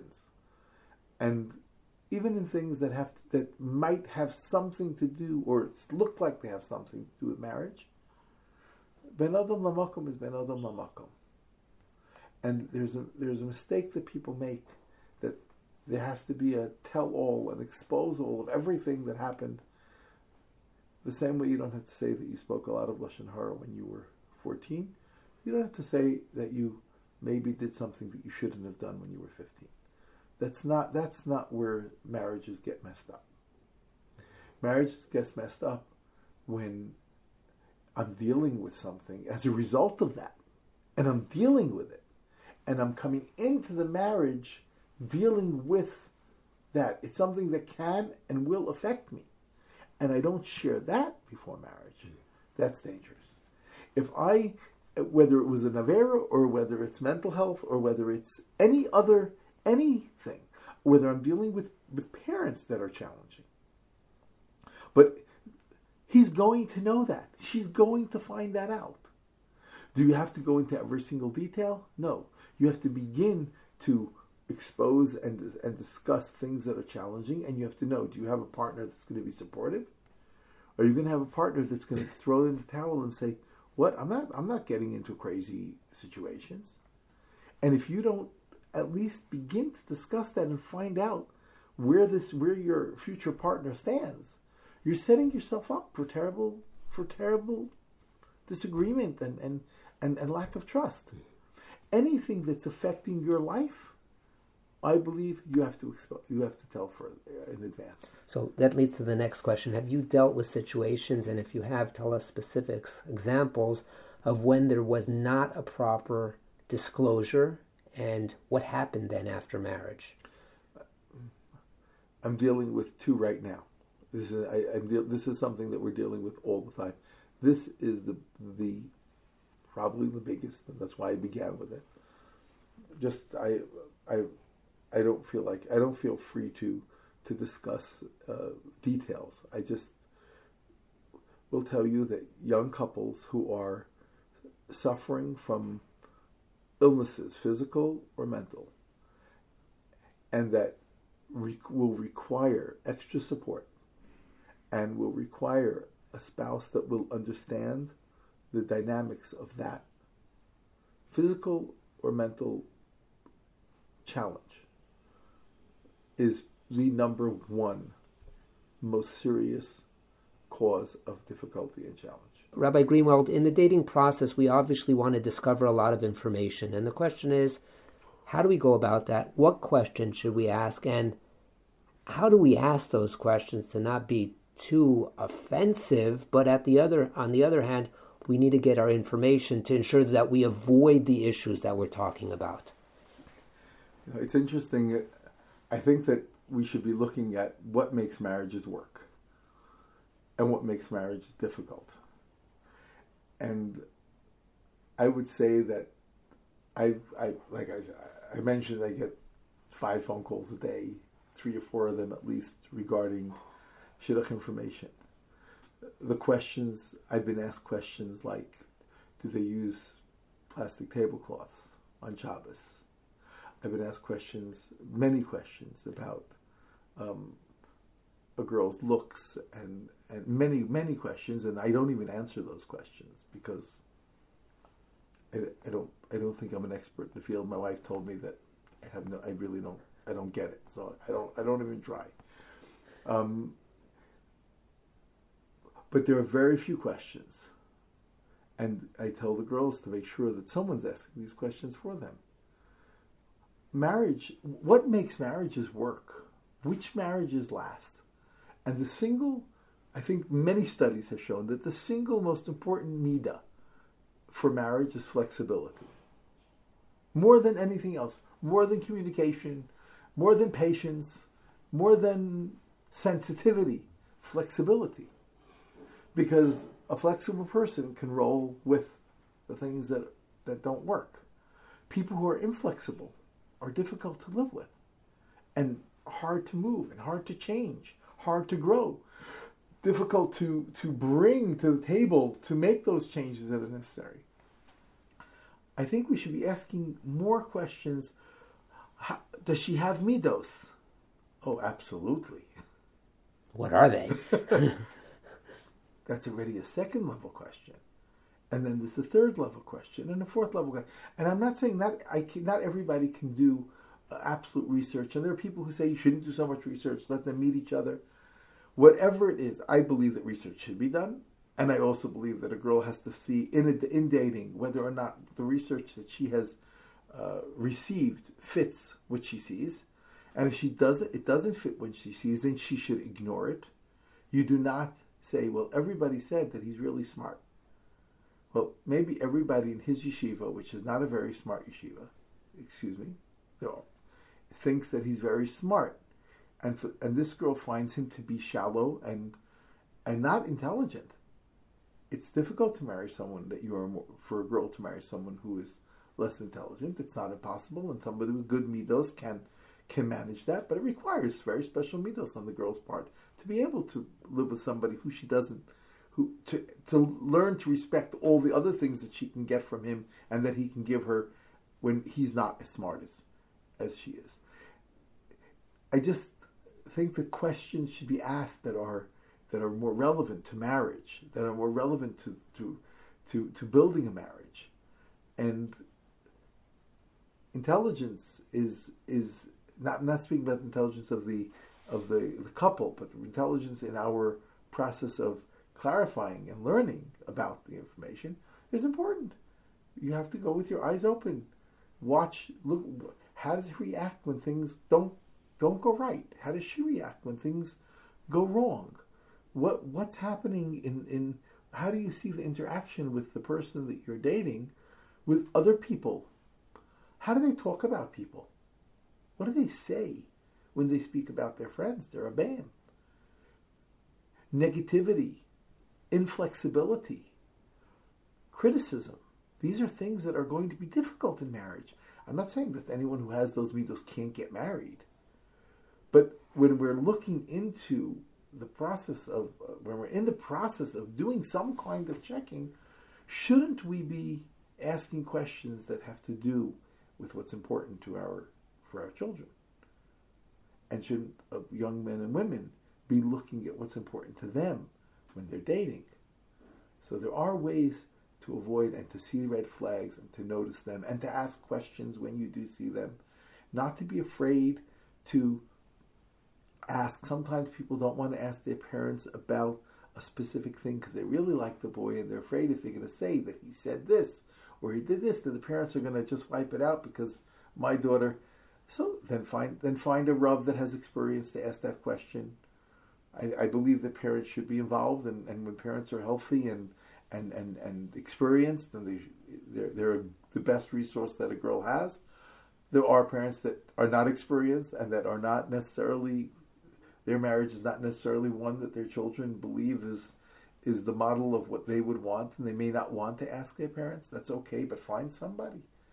Ask somebody that has experience and find out what to do. Right. All right, Rabbi Greenwald, this has been incredibly informative, and we greatly appreciate your time and the obvious experience that you have in this entire area. Thank you so much. HaKadosh Baruch Hu help that all of our young men and women should find Shidduchim, and they should be happy, and they should have good marriages, and Klal Yisrael should be fruitful and blossom with simcha and with shalom. Amen. Amen. Thank you so much. Thank you. Joining us now is Sara Yoheved Rigler. Mrs. Rigler is a best-selling author, renowned speaker, and teaches a popular webinar for Jewish women who want to improve their marriages. I personally am a big fan of her books. I actually read Lights from Jerusalem every single night before I go to sleep, so thank you for writing that book. It's fantastic. Mrs. Rigler, thanks so much for joining us. You're very welcome. I'm very, very happy to have this opportunity to speak to people about a topic that's very dear to my heart, a very, very important topic. I'm glad to be on with you. Terrific. So, Mrs. Rigler, you're very well known for your books, but you're also well known for teaching tools for a good marriage to thousands of women throughout the year over the almost past decade. So if we could dive right in, I want to ask directly on our topic of quick divorces. Someone gets married and unfortunately things don't go well from the start. What's a good reason for a quick divorce, and what is not a good reason for a quick divorce? And if you could, from your experiences, please give us some examples of experiences of people that you've coached through these issues that have had to deal and make these decisions. I think that there are 2.5 very good reasons for a quick divorce. The first is abuse. Abuse, which is defined as, I'm talking about emotional abuse. Thank God we don't have much physical abuse in the Jewish world, in the frum world, but we do have a lot of emotional abuse. Emotional abuse is defined as power and control, where one partner, and in the vast majority of cases we're talking about the husband, tries to exert power and control over the wife. It can be financial power, in terms of, you're not allowed to have a credit card, you're not allowed to spend any money without my approval, even, in whatever minor thing, I have to approve of everything, I have to have control of everything, control of who you're allowed to see, your friends, family, the husband wants to be in control of that, how the wife spends her time. He can also use coercion and threats, treat her like a servant. I had just just this week in my webinar, as you mentioned, I give a weekly webinar with Jewish workshops called the Kesha Wives webinar. It's for women who want to use spiritual and Torah-based methods for improving their marriage. It's tool-based. And so I always say at the beginning, this is not for women who are in abusive marriages. However, there was somebody just this week who wrote in a question. We had a Q&A, and she wrote in a question that that her husband makes demands on her, and for example, she's pregnant, and her husband asked her and she said she can hardly walk, and her husband insisted that they take a Shabbos guest, including also preparing food for the Shabbos guest, and she said she physically couldn't do it, and he told her she's not trying hard enough in Haknasas Orchim. And she must do it. This is abuse. This is real abuse. And the problem is that most women, when they're in an emotionally abusive situation, it's not as clear as a physically abusive situation, which is very clear. But emotionally abusive situation, most women do not recognize it until it's far gone. I mean, I have women who try to join my Kesha Wives webinar. I don't want them in my Kesha Wives webinar because it doesn't address. It's a whole different ball game when you have abuse. So, but people who have 5 kids already, have been abused from the beginning of the marriage. They would have been so much better had they had a quick divorce because all wives who are married to abusive men want to stay in the marriage. They just want their husbands to stop being abusive, and the husbands, unless they are very, very much motivated to change. And there's a book called "I'm So Confused, Am I Being Abused?" by Lisa Twerski. It's a book written from women, and I recommend this to any woman who suspects that the man she has just married is abusive. I just also this week had somebody writing to me who somebody suggested to her that she join the Kesha Wives Club. She got in touch with me directly, which isn't the way it usually works. And I said, what's the problem? And she started to describe how, she's the second marriage for both of them. They're not people in their 20s, but he's making financial demands that she sign over this to him and sign over that to him, and insisting, and this is my advice to her is read the book, Lisa Twerski's book called "I'm So Confused, I'm Being Abused." She not only has things that make it clear to the wife if she is in an abusive marriage, but also how to get out of it, or how to stay in it if she so desires. But you have to be intelligent about both. How to get a divorce from an abuser and how to stay in a marriage with an abuser. You have to be smart about both of them. So that's the first reason that it's good to get a quick divorce. The quicker the better to get out of such a marriage. The second reason would be addiction.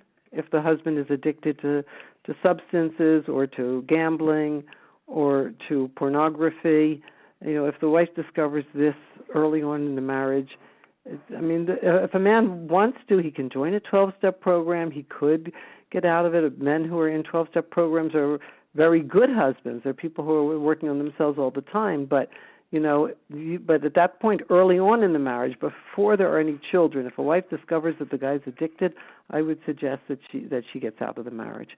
And I said 2.5 reasons, because the half reason, which is not so clear, is mental illness. If there's undisclosed mental illness that the wife was not aware of before, or vice versa, either party, that they were not told, either a spouse was not told about the mental illness, then, this isn't definitely like addiction and abuse. It's certainly a much more complex issue in terms of should she or he get a divorce, but you'd have to talk to the psychotherapist. You'd have to see how compliant the mentally ill person is with taking their medications and everything, but especially if this information has not been disclosed before the marriage and is found out right after the wedding, again, before there are any children, then it might be a very good idea to get out of the marriage. Otherwise, those are the 3 reasons, very good reasons for getting a quick divorce. Right.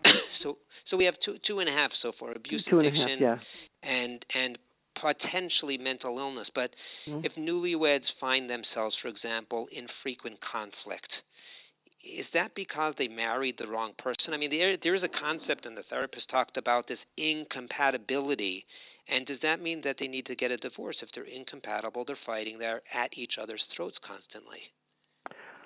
I don't think that that's a reason to get a divorce from 2 standpoints. One, from even just a completely secular standpoint, I would also recommend, what I said before, when we're talking about quick divorces, if we're talking about people before there are any children, then it might be much more justified to get a quick divorce. I'm going to give you reasons in a moment that's not a good idea from a spiritual standpoint. But as long as there are no children, bavakasha. But once there are children, I would recommend very much to read a book by Judith Wallerstein called The Unexpected Legacy of Divorce. Judith Wallerstein, she's no longer living, but she did something that nobody else has done.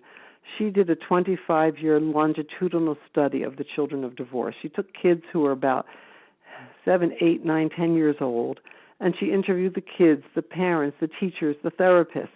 These were all kids living upper middle class homes in Palo Alto, and she followed them for 25 years. And she found and discovered that the children of divorce are more likely to become addicted to drugs, alcohol, and cigarettes. They're more likely to commit suicide than the general population. They're more likely to not get married, or if they do get married, get divorced. And it's something people didn't like this book, because people like to think that, it's much better to get divorced than to live, for children to live in a marriage where there is friction. Well, I certainly am not recommending to anybody to stay in a bad marriage. I recommend to people to make their marriages good, and I think that's something that people can do if they want to, if there's not, of course, addiction and abuse. But in terms of what the effect it has on children to be in a marriage where the parents aren't getting along so well, is a very powerful. What happened is after her first book came out about divorce, people said to her, well. I'm talking about Dr. Judith Wallerstein. People said to her, well, it wasn't a controlled experiment. And it's true. She followed these kids for 25 years, but now it was too late to start with 25 years of kids, of kids whose parents didn't get divorced. But she did go back to Palo Alto and find kids in the same age as the kids that she followed, and she interviewed many of them.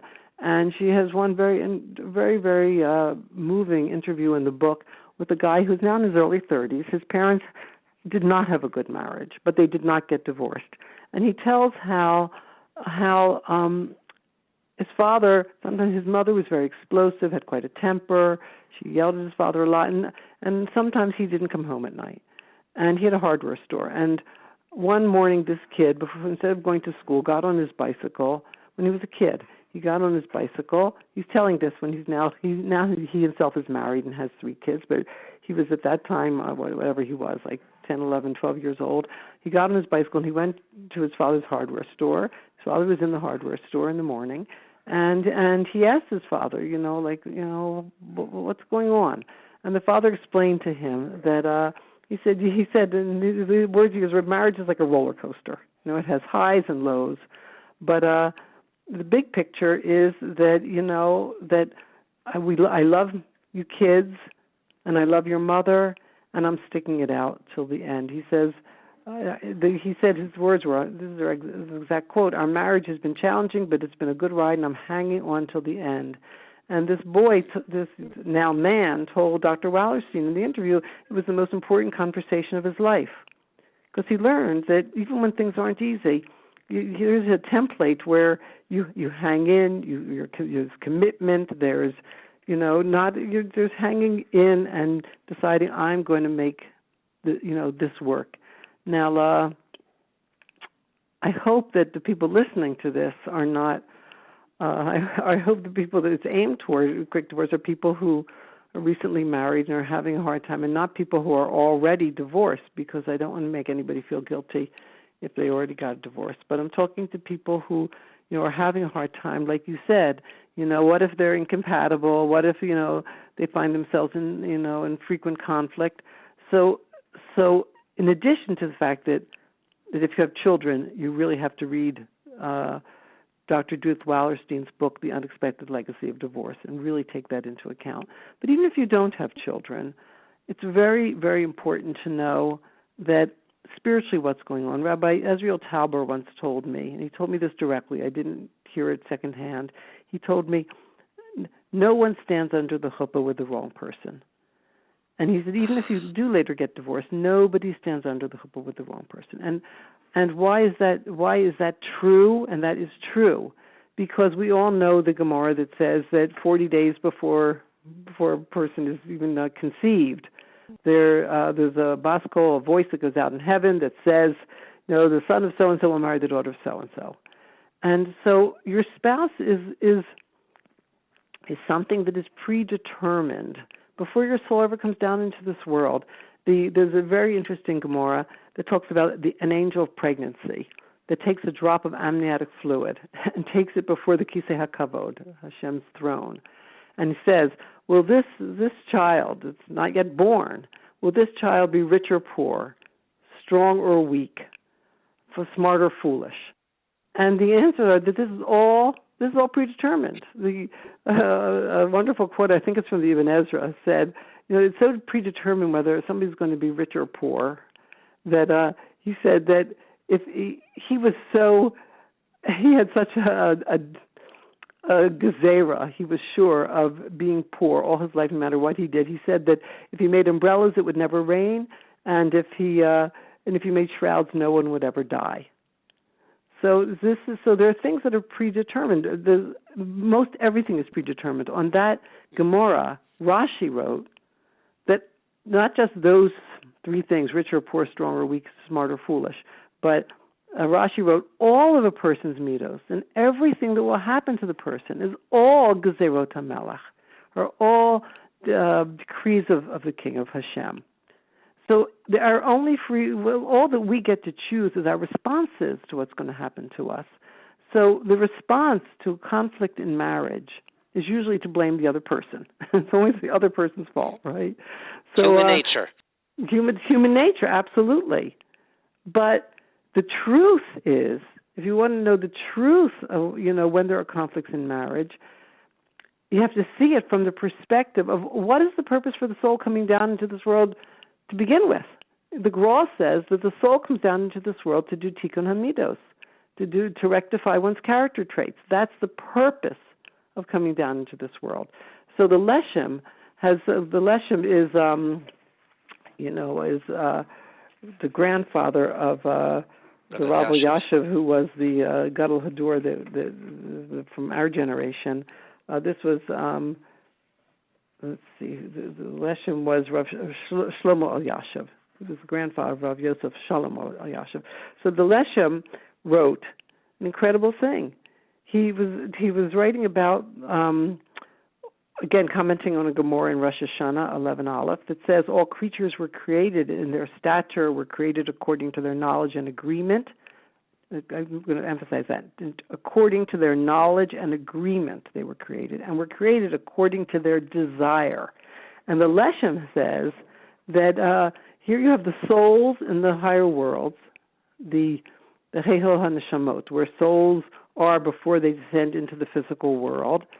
And everybody, it's understood that everybody agrees to what's going to happen to them. So all these things that are predetermined, rich or poor, smart or foolish, physically strong or physically, not strong, like weak. It doesn't mean like the 90-pound weakling. It means there are people who, always have constitutional problems. They're not so healthy. All this is determined ahead of time. And the soul, as well as there are 8 things the Gemara talks about that are predetermined: your parents, your spouse, your, again, your midos, different things. But we're talking here about spouse. So not only was your spouse predetermined, but you accepted it.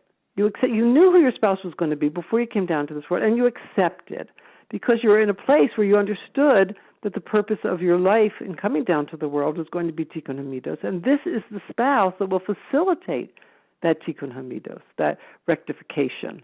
This is about, it might not be the spouse that's easiest to live with. We all think that life is about, everything should be comfortable and harmonious, but the spouse that's easy to live with may not be the spouse who, very likely, is not the spouse who will most facilitate our tikkun.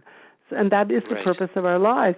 So the Leshem says, and it's not just that we accepted that this is going to be this spouse in this situation, but, it's not like, Hashem gave us a deal we couldn't refuse. Hashem is not a mafia boss.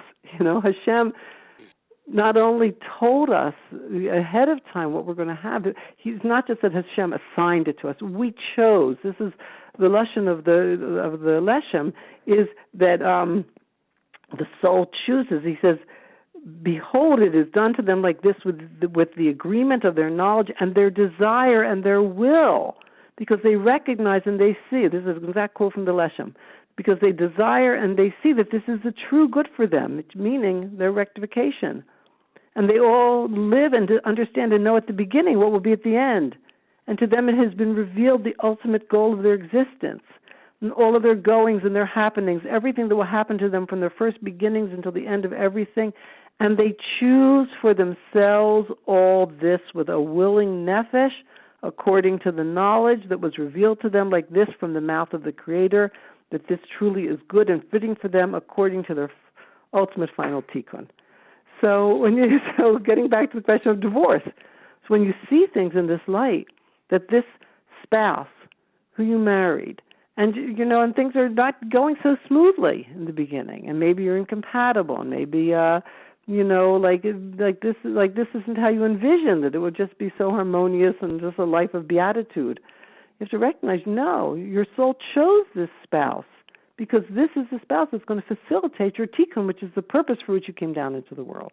Mm-hmm. Now, on a very practical level, what if one spouse is willing to work on the marriage and the other spouse refuses? And I assume you probably see this all the time with your webinar, which is just for women and not for husbands. So whether the husbands are simply saying, I'm not going to participate in some other fashion, or they don't want to, they refuse. But we have women who are going through this amazing coaching, learning, improving, getting tools to improve their marriages, and men don't want to or simply aren't. How does that really play out on a practical basis between the two spouses?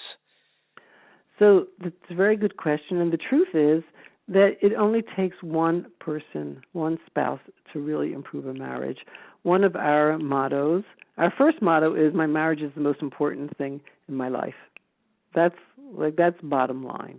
because people, especially women think, men think that their professions are the most important thing in life, and women think that their children are the most important thing in their life. But the truth is, my marriage is the most important thing in my life, because marriage is really the Kadosh Kadoshim. So in the Kesha Wives Club, which, as I say, I do for Jewish workshops, it's a weekly webinar. It's just for women. And one of our mottos is the only person you can change is yourself. But if you change yourself, you change your marriage. Everybody wants to change their spouse. But the truth is, you can't change your spouse, but not by nagging, not by criticizing, not by pushing. The only person you can change is yourself, but you can change yourself. And when you change yourself, you change your marriage. And I see this with almost every single woman who joins, that their Shalom Bayis radically improves. But a very important thing, if only one spouse is working on it. And as you pointed out, is it because the husband refuses to go for help or anything? Many times it is. In many cases, the husband is like, I'm not doing anything. In many cases, they've gone together to marriage counseling, and it hasn't helped. So in this club, it's just women working on their marriages through the many tools that we learn, and the wife.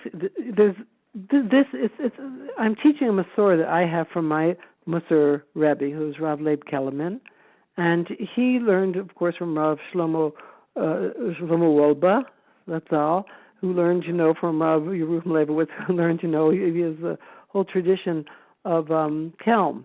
And going back to Rav Yisrael Salanter, so one of the things we do that's very, very important, a major tool, is what's called charting and rewarding the body.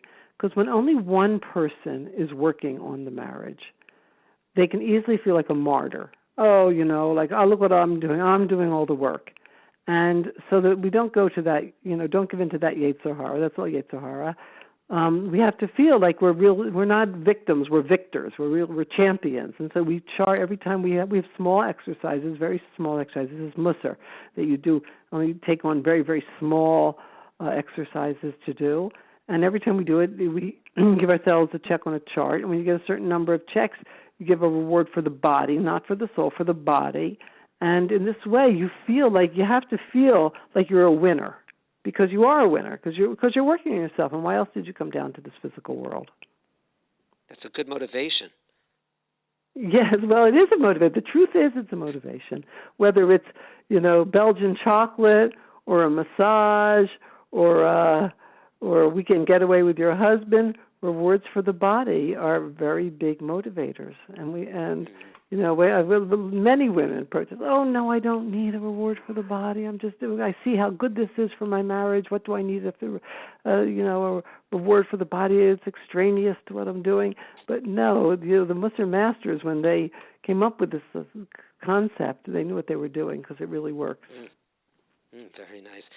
If I can ask one more question, please.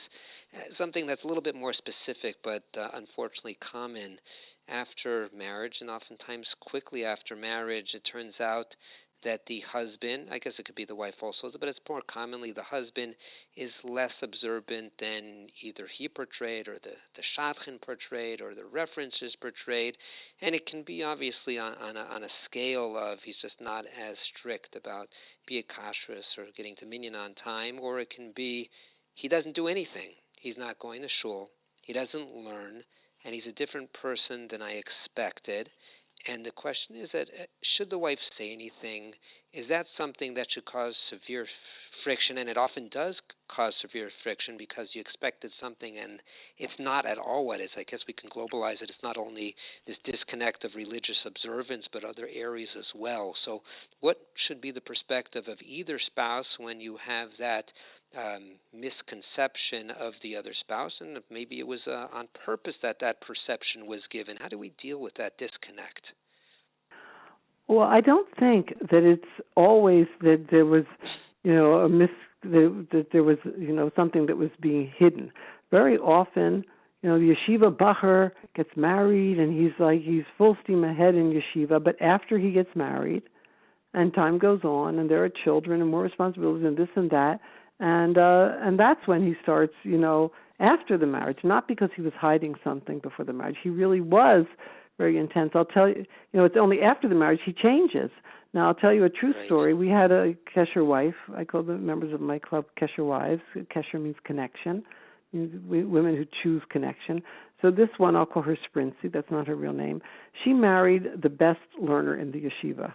Very frum girl from a very frum family, married the best learner in the yeshiva. They had, I think, 5 children in 10 years of marriage.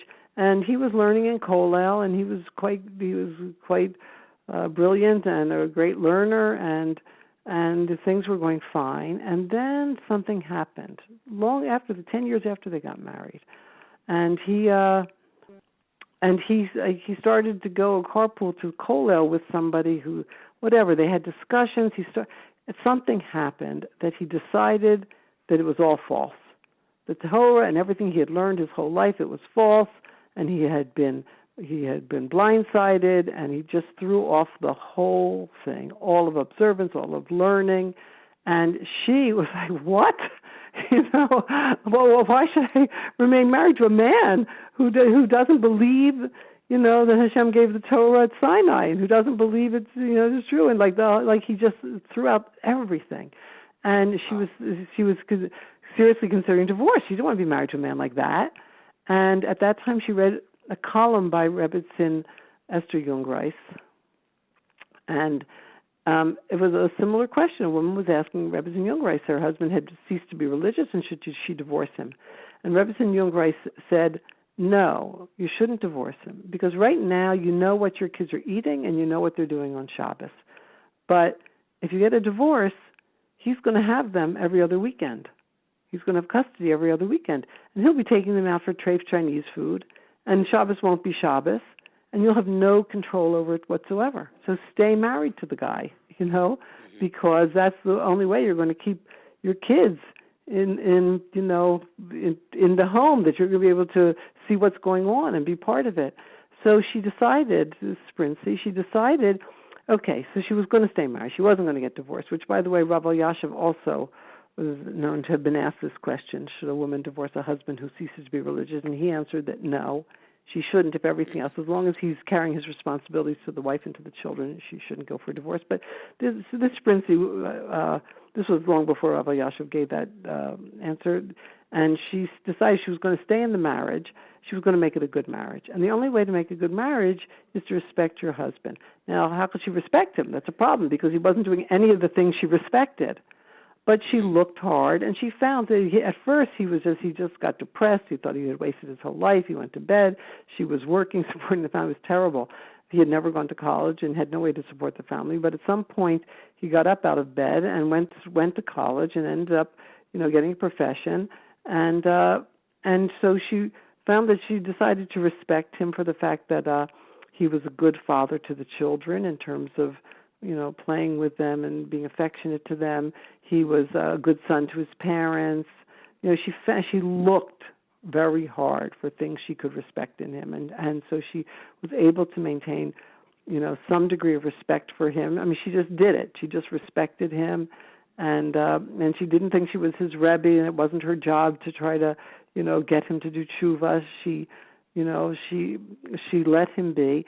After about 5 years of this, he started to turn around, and religiously. And after 10 years, it's a long time, but after 10 years, he was totally back. Full observance, learning Torah, not full time. He had a career at that point, a profession, but learning Torah at night, learning Torah with his sons. The last I heard from Sprincy, she started with me before I even had the webinar. I had a teleconference before that. So last I heard from Sprincy, she was marrying off her first child, and her husband was totally frum. But it took a long time. But the point is, a wife is not her husband's Rebbe, and she will definitely ruin the marriage if she nags him to get up and go to minyan, or doesn't respect him because he's not getting up and going to minyan. But if that happens through enough respect and patience, and just, Sprincy did something which we should all do. It says in the Gemara, when you're suffering, check your deeds. So she asked, why did the Shekhinah leave my house? What am I doing wrong? Well, she was a great girl and very frum. But she thought, she started making challah. She started cooking a lot more so that the good smells would permeate the house. She started being more sneeze even inside the walls of her house, making sure that her head was always covered and things like that. She searched her own deeds and worked on herself, and in the end it paid off, because in the end her children are frum, and they have a great family.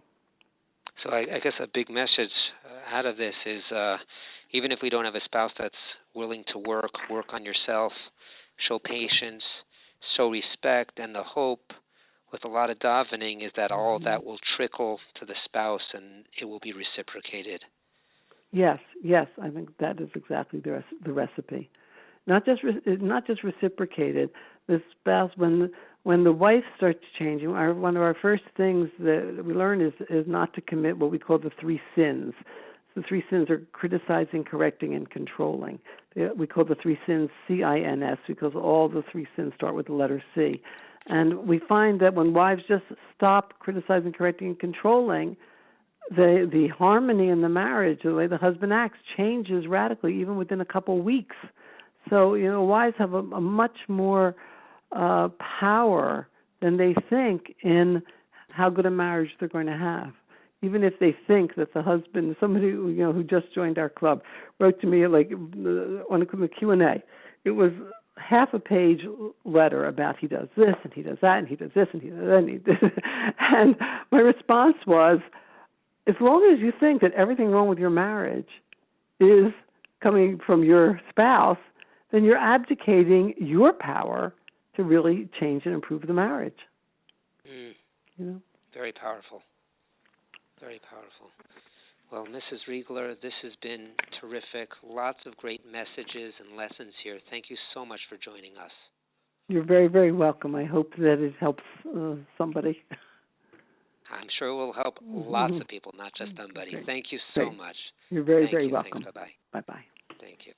Joining us now is Mrs. Lisa Twerski, who is a psychotherapist in private practice. She's on the board of directors of Nefesh International and is the author of the book, I'm So Confused, Am I Being Abused?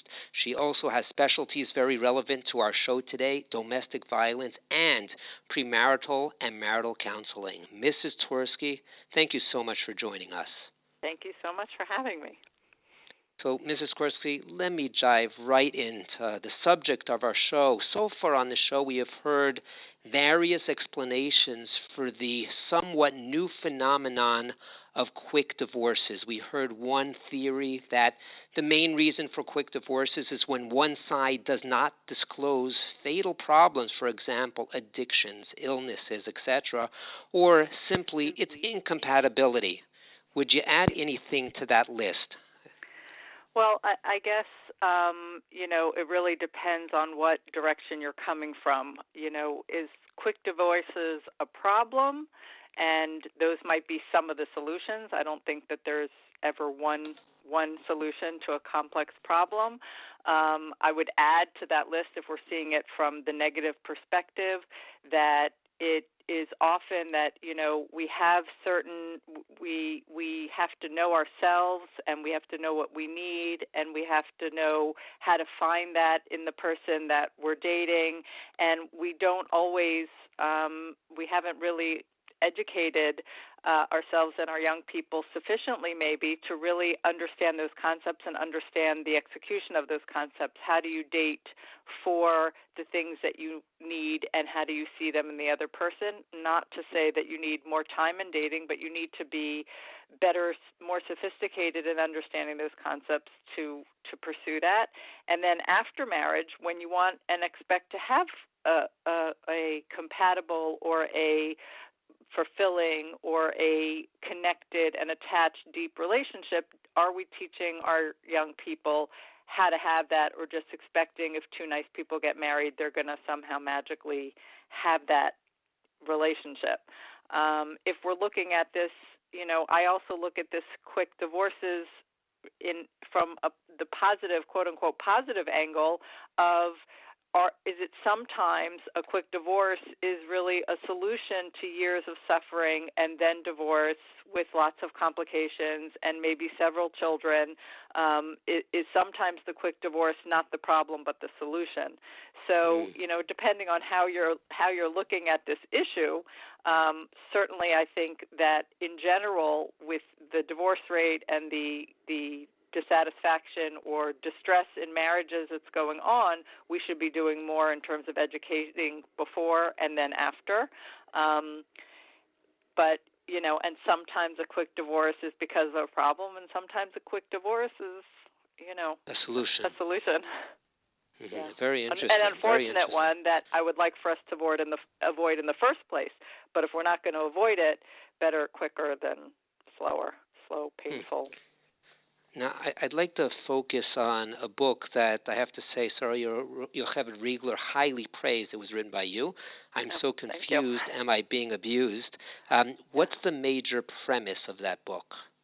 Well, I have to say that the impetus was really having been reached out to by so many people in putting it mildly, in abusive and controlling situations, and really feeling like I couldn't get back to, I couldn't attend to all the people that were reaching out to me, and really just sort of wanted something out there that could be a resource for people who are often living isolated with this issue or who are trying to reach out to somebody but not getting there.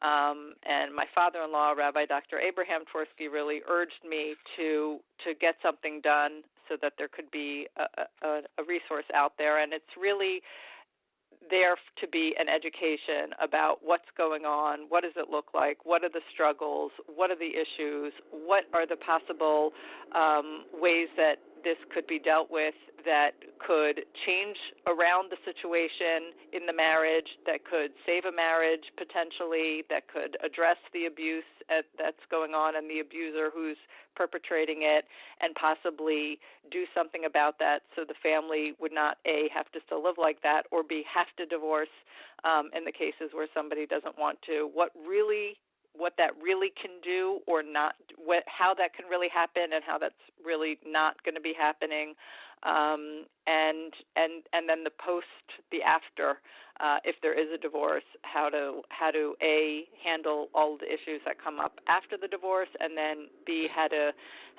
date mindfully, which is relevant first time around or second time around, but how to date mindfully to see what you want to see in order to be able to marry who you want to marry. So that's sort of the overview of the book. That's a lot of action packed in that book, I guess. Yeah. So let's unpack at least 2 points on that. Okay. Well, one is pre-marriage and one is post-marriage. So if we talk about pre-marriage during the dating period, how can you tell if somebody is abusive? Because that's really, we talk about the honeymoon. Typically, we say the honeymoon is after marriage, but the honeymoon is more before marriage, before engagement, when people are putting on their best side. So how can we screen? Is it questions? Is it tests we can give the others to see if the person has an abusive personality? Well, really, it's more about paying attention. Most of the time, I would say that 95% of the time that 95% of the people that I've worked with who were in the dating world and came to me after the fact because they were being abused in their marriage, they had something to point to that made them uncomfortable, somebody who was more forceful or jealous or angry or blaming or any of those things that would be uncomfortable. They had something to point to that made them uncomfortable in the dating process. And I'm not talking about people who spent months and months dating. I'm talking about even people who had 5 dates. There was something somewhere that made them uncomfortable. Not 100% of the time, but I would say 95% of the people I've heard from after the fact had something they were uncomfortable with, that they talked themselves out of, that the people they went to discuss it with talked them out of, that because it is sort of best behavior time, when there's something uncomfortable, it's not that you just throw it off right away. You just say, okay, forget it, I'm done. I don't like that, and I was done. And it's not that you ignore it because they have all of these other things. So probably I was mistaken when I felt that they were being, not nice or controlling or overbearing. You have to pay attention, and then you have to go further in exploring that from within the dating situation. All too often, we wind up, saying, I'm uncomfortable with something, and maybe it scares me, so I just say goodbye and good luck. If it's something really, really egregious and overt, maybe you need to, somebody who called you a name or, threw something at you, okay. But I'm talking about situations where, let's say there was a good explanation for it, but I was just uncomfortable, so I decided I'm done. But then there's also the unfortunate situations where or more unfortunate situations where there's something I'm uncomfortable and I just ignore it because I say it can't make sense, as opposed to going to somebody or saying to somebody, the shadchan or your parent or your mentor or your older sister or whoever it is, this is going on, and not having them say it is fine or it isn't fine, but having them say, let's see how you can check out from within the dating process whether this is a problem. Because what we know about controlling spouses is that very often other people find them great, charming, amazing, nice, kind, or average. And especially in the situations of abuse, it's the marriage where they feel entitled to dominance, power, and control.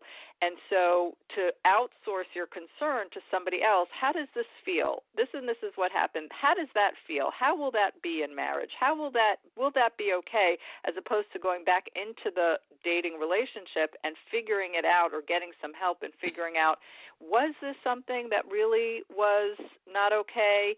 Is this the quality of a person? And questioning it from within is what's going to give you the information and be the real litmus test of whether this person is going to be abusive. It isn't a checklist of questions, and it isn't a figuring out how to test. I'm not a fan of testing people. It's a matter of listening to what's making you comfortable or uncomfortable, and when you find something uncomfortable, getting help figuring out from within the relationship whether this is something that should actually be distressing you or not. And that can take a little bit of nuance, but that's where you're going to get your information. So the fact that his best friend or his roommates from yeshiva or her roommates from seminary or parents or relatives are vouching for this person, the greatest person, that oftentimes then has to be discounted because it's just what we feel in a relationship. Right. And the true colors aren't going to come out otherwise. It's only in this direct relationship. Right. Sometimes it's the absence of the negative isn't the whole picture.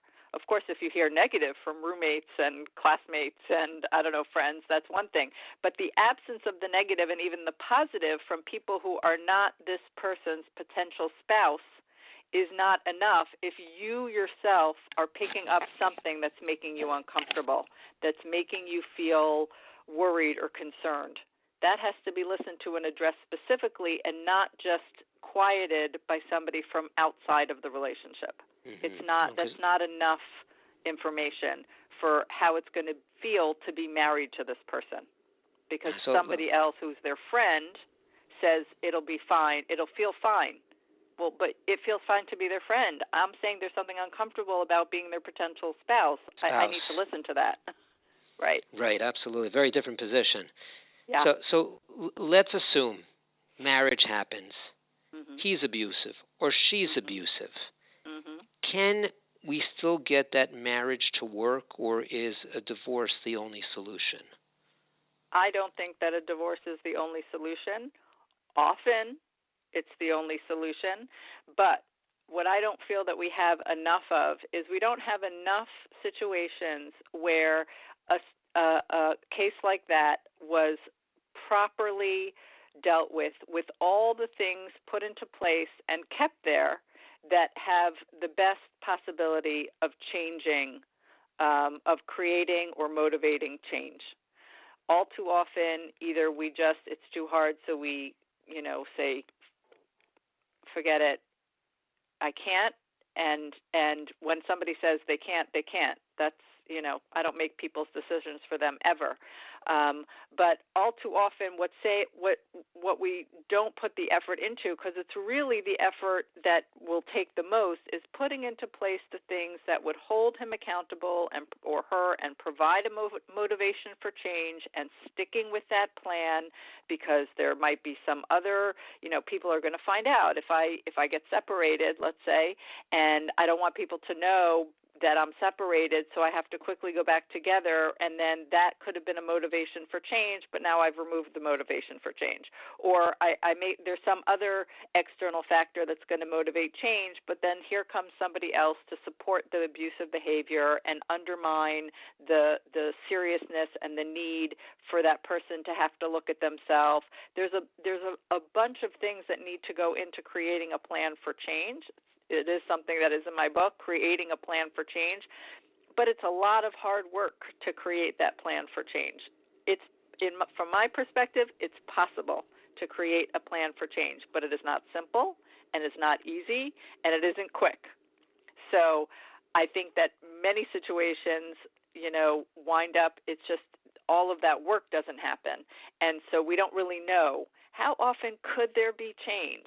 Because not often enough are all those things put into place and kept in place to see if there's a possibility of change. But is it possible? It is possible. In every situation, maybe not, but it is possible. I've been part of a few, only a handful, a few of those situations where there was real change in an abusive situation. But few and far between. Is it really only because most of the abusers can't change, or is it because most of the time people don't stick with their plan for change? We don't yet know, because there's so few situations where people stick with their plan for change, in my experience. And, I've been doing this for 30 years. It's very hard to stick with that plan for change, and so most people don't. And the few times that I've seen things change is when there was a commitment to sticking with that plan for change. And that's when it can happen. Which ultimately comes from a desire from both sides to engage in that long, tedious process. Well, I don't think it ever starts out with the abuser interested in it changing. But right. If the system around the person, the person herself doesn't have power from within the relationship, but if she has a commitment and her system around herself has a commitment for change, even if he is not interested in change for change's sake, but a system and a process can be created that will motivate him to rather change, even though that's going to be hard, to change rather than staying the same, he doesn't have to want change, at least in the beginning part of the process. There's something that's pushing him to it, because it's going to be more uncomfortable if he doesn't change. All right. Mrs. Twerski, thank you so much for all those insights. We really appreciate it. Okay, thank you. Thanks for joining us. Thank you. Bye-bye. Bye-bye. Joining us now is Rabbi Dr. Benzion Sorotzkin, who is a sought-after psychologist in private practice in Brooklyn, New York. He is also an author and a lecturer. I actually read an interesting, intriguing article that Dr. Sorotzkin wrote on the proper disclosures during dating, which is the subject of our conversation. Dr. Sorotzkin, thank you so much for joining us. Thank you for having me.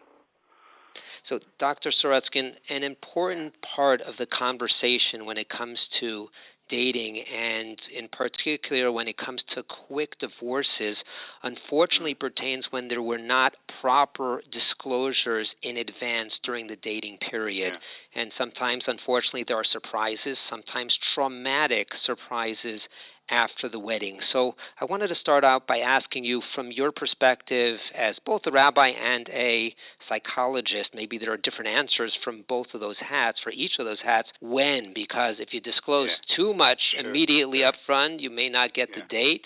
If you delay too much, you're already emotionally involved. So how do we balance those things? So, first of all, it's interesting, the Stipler has I think in Yevamis, and Shtickle there, he writes about Aino and Shidduchim, being less than honest in Shidduchim. He says it's common practice to not be 100% truthful, let's say, about the age. where, they'll make them a little bit older or younger. And what's the heter? If you did it regarding a car, you'd be a ganis. If you would say the car is younger than it really is. So he says, a very insightful idea that's good for us to think about is that there's a very big difference between an object and a relationship, or at least there should be a big difference. When you buy an object, you don't like or love that particular object. You might like that model car, but it's not that specific one. And if it got a little scratch and the dealer is willing to give you a different one instead, you're not going to say, no, I love this car. In contrast, in a relationship, hopefully you don't trade in your friends when you discover that they're imperfect, because you have a relationship with a friend.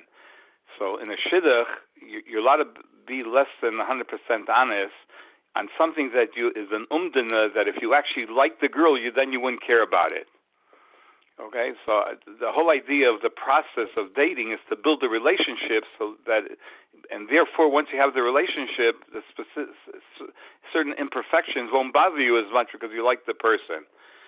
So yeah, I can see that. Yeah. I can see that when you have a relationship established already with somebody, and then but from the initiation to have anything based on anything less than 100% honesty, that's going to hurt the development of that relationship. Right. So to answer your question, I think you start already, I think, from the second date. The first date is just getting to meet the person. I think starting from the second date, you already start sharing. And the way to do it is you start, if you think about, if you have a very close friend who knows practically everything about you, so that relationship and that his knowledge of you didn't happen in one or two meetings when you first met him. It happened over time as you got to know him and you got to trust him, and you saw from the way his attitudes, from things that you told him earlier on in the process, the way he responded gave you the encouragement and the sense and the security to tell him more. And eventually you told him a lot, maybe everything. So the same here, it's of course accelerated because you don't have 2 years to get to know in most Shiur circles for sure, right? So it's an abbreviated process, but it's the same concept. So first thing is you say something, you start off with one prat, a smaller thing, and you see in the reaction. So for instance, one time one of my patients told a girl, he was talking more in general. He wasn't yet ready to talk about himself. I think he happened to work with young kids, and he was saying some kids have like trauma in their background, and therapy could be very helpful to them. And the girl said, that's just because those are people who need therapy. That just proves that they're weak people, and that's just people looking for an excuse. She was very disparaging about the whole idea. So he already saw this is not a good shidduch for him. So in an early stage, he was able to come to the conclusion that this wasn't a good shidduch. But if she would have said something that was more positive, that would have helped, probably brought him to the point where he'd be willing to share more about himself. So it's a gradual process, and the responses to the earlier statements it helps the person feel comfortable to share more. So I guess what you're saying is don't wait till the fifth date and have a great time and pretend somebody you're not, and then dump something traumatic, unexpected on the whatever date it may be, third, fourth, fifth, sixth, when it's totally unexpected. Exactly. That's usually what happens, because usually the people ask the Rav or the Paisik, when do I need to tell them this prat about me or about my family? And the Rav says, by the fourth day, fifth day, whatever they say.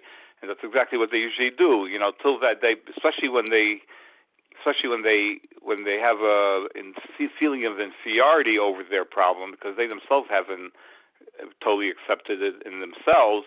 So they pretend that they're perfect, their life is perfect, their family is perfect until the fourth or fifth date, and then suddenly they say, have a seat, I have something to tell you, and then they dump it on the person, and the person, of course, is shocked because it's a total negation of the image that they have.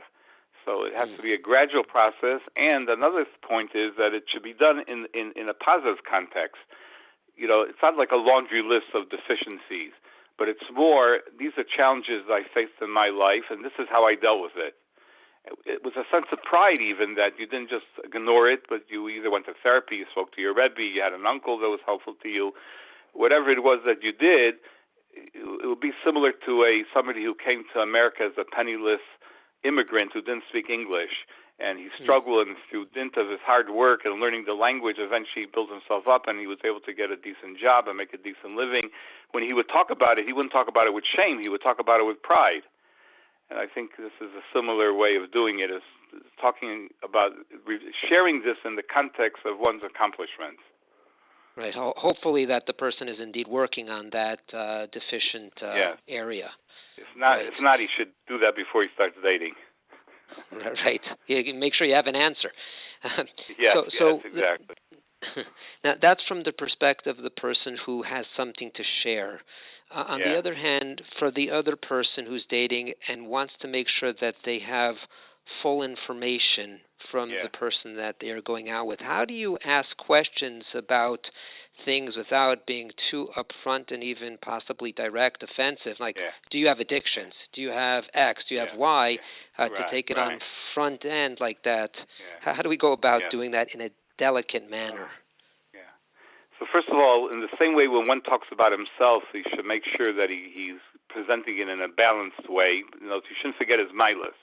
Many people, because they're so uncomfortable about their chesroinus and haven't really learned to be accepting of themselves, they present more chesroinus than milas, which in itself presents an unbalanced picture. The same thing when you're getting information is to keep in mind the milas you know about, let's say, the girl, assuming, let's say, if you're the guy, and to, within that context, to tell, especially after you talk about yourself, after you shared some challenges that you experienced and had to face, you can then ask the girl, is it okay if I ask you about what challenges you may have faced in your life and how you dealt with it?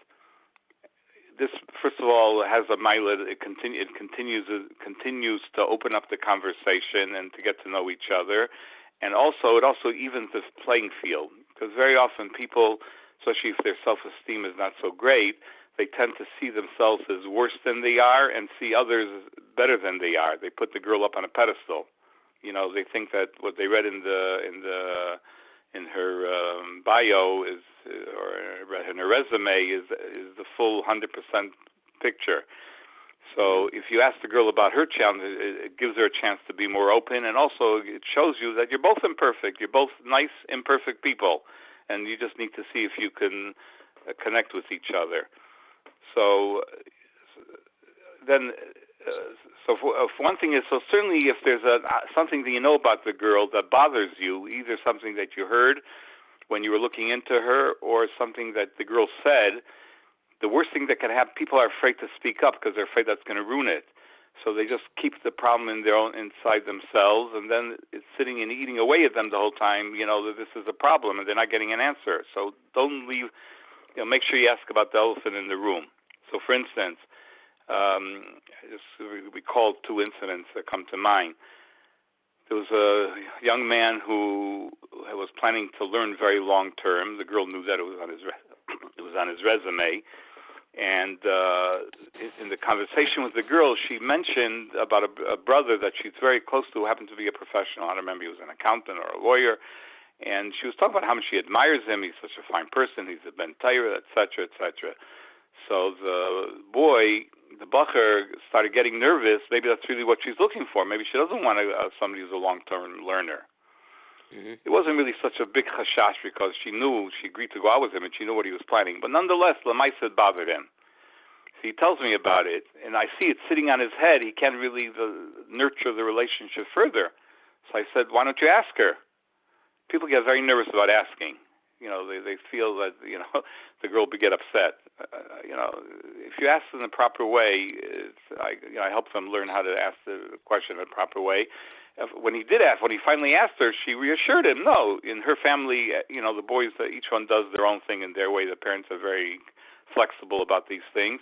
And her brother, she wants a guy who's learning long term. Her brother happens to be a professional, and she admires him. It was meniachas das, and they were able to continue and with developing the relationship. Or some other guy, the girl mentioned in conversation, turned out that she calls her mother very often. So he was very worried about maybe she's going to run her life, but her mother's going to run her life after they're married. I encourage him to ask and say in a respectful way, it's wonderful that you're close to your mother. That's such a beautiful thing. But I guess some people may carry it very far. Would you feel the need after we're married that that you would need to do that too, and not do anything without asking her? And she reassured him, no, after she's married, then she does, she's between her and her husband, but she's just close to her mother, and that was minichas das. So those are fairly direct questions, sensitive areas, but how about the areas that you think they're trying to not disclose and cover up? For example, addictions, mental illness. That's a little bit more delicate in how we get information about that. Sure, I think that's probably really something that should be asked by the shadchanim or the parents. I don't think it's something a person can ask a girl or a boy. Do you have addiction problems? Unless he said something that would indicate that. But I would say like this, that things that are not so like over the top, like addiction, let's say, or something so obvious or egregious.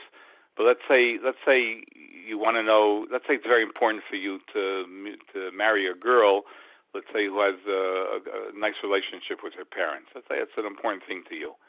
So if you ask directly, and you say, so how's your relationship with your parents? They'll almost always tell you wonderful. Either because, if it is wonderful, then it's taka wonderful, and if it's not, they're saying wonderful either most often because they themselves are not aware of how unwonderful it is, or because they don't want to tell you how unwonderful it is. So it's usually not helpful to ask directly.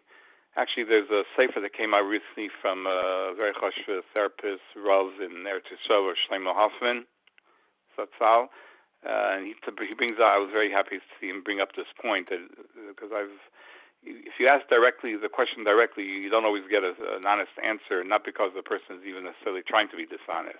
So a better way is to ask about a specific thing. So let's say the girl mentions or that, when she wasn't such a great student. When she was in school, she didn't take school seriously and she didn't do too well. So it's better to ask, so how did your parents react to that? So then sometimes the girl who claimed that she had a wonderful and open relationship with her parents will then tell you that she never told them, or she used to hide her tests, or forge the parents' signature because the parents, would get very upset at her, or things like that. When you ask about specific things and ask how that, or some young man who told me that when he was, he also claimed to have an open relationship with his parents. Then he mentioned that when he was in elementary school, he was bullied for a number of years. And I asked him how his parents handled it, and he said he never told them. Because he didn't want to disappoint them, so they sometimes say, or because they think he's doing great and they don't want to disappoint them, or because they'll be angry at him, somehow it's his fault, or whatever. So when you ask about specific things that you're talking about, I think you get a better picture. Right. So that leads to the next thought. Like, we're gathering information here. Either asking directly, indirectly, through a shadchan. What should be the interaction, just like what you were talking about there, but in this context of dating, to share that information with your parents, to get their input, how much should be shared, everything? Because I guess it's a little sensitive because you want to share with them, you want their input, you want their buy-in, but also if this is a person you wind up with, you want them to like him or her at the end of the day as well. All right. So this could be a serious. It could be a big issue. Depends if the person has an open and honest relationship with his parents. Hopefully, that would be the ideal. Then he's sharing with his parents all along, and the parents, if they're sensitive, they don't jump down the child's throat every time. If they don't like something, they realize ahead of time that the girl's not going to be perfect and their son is not perfect, and they don't need to be perfect. They just have to be reasonably okay. So they don't overreact to things that the child tells their son or daughter tells them, and therefore he's more willing to share. Just as an extreme example, the other way, many years ago, I was seeing a young lady who parents very much wanted her to marry to somebody who had a college degree, who was going to college.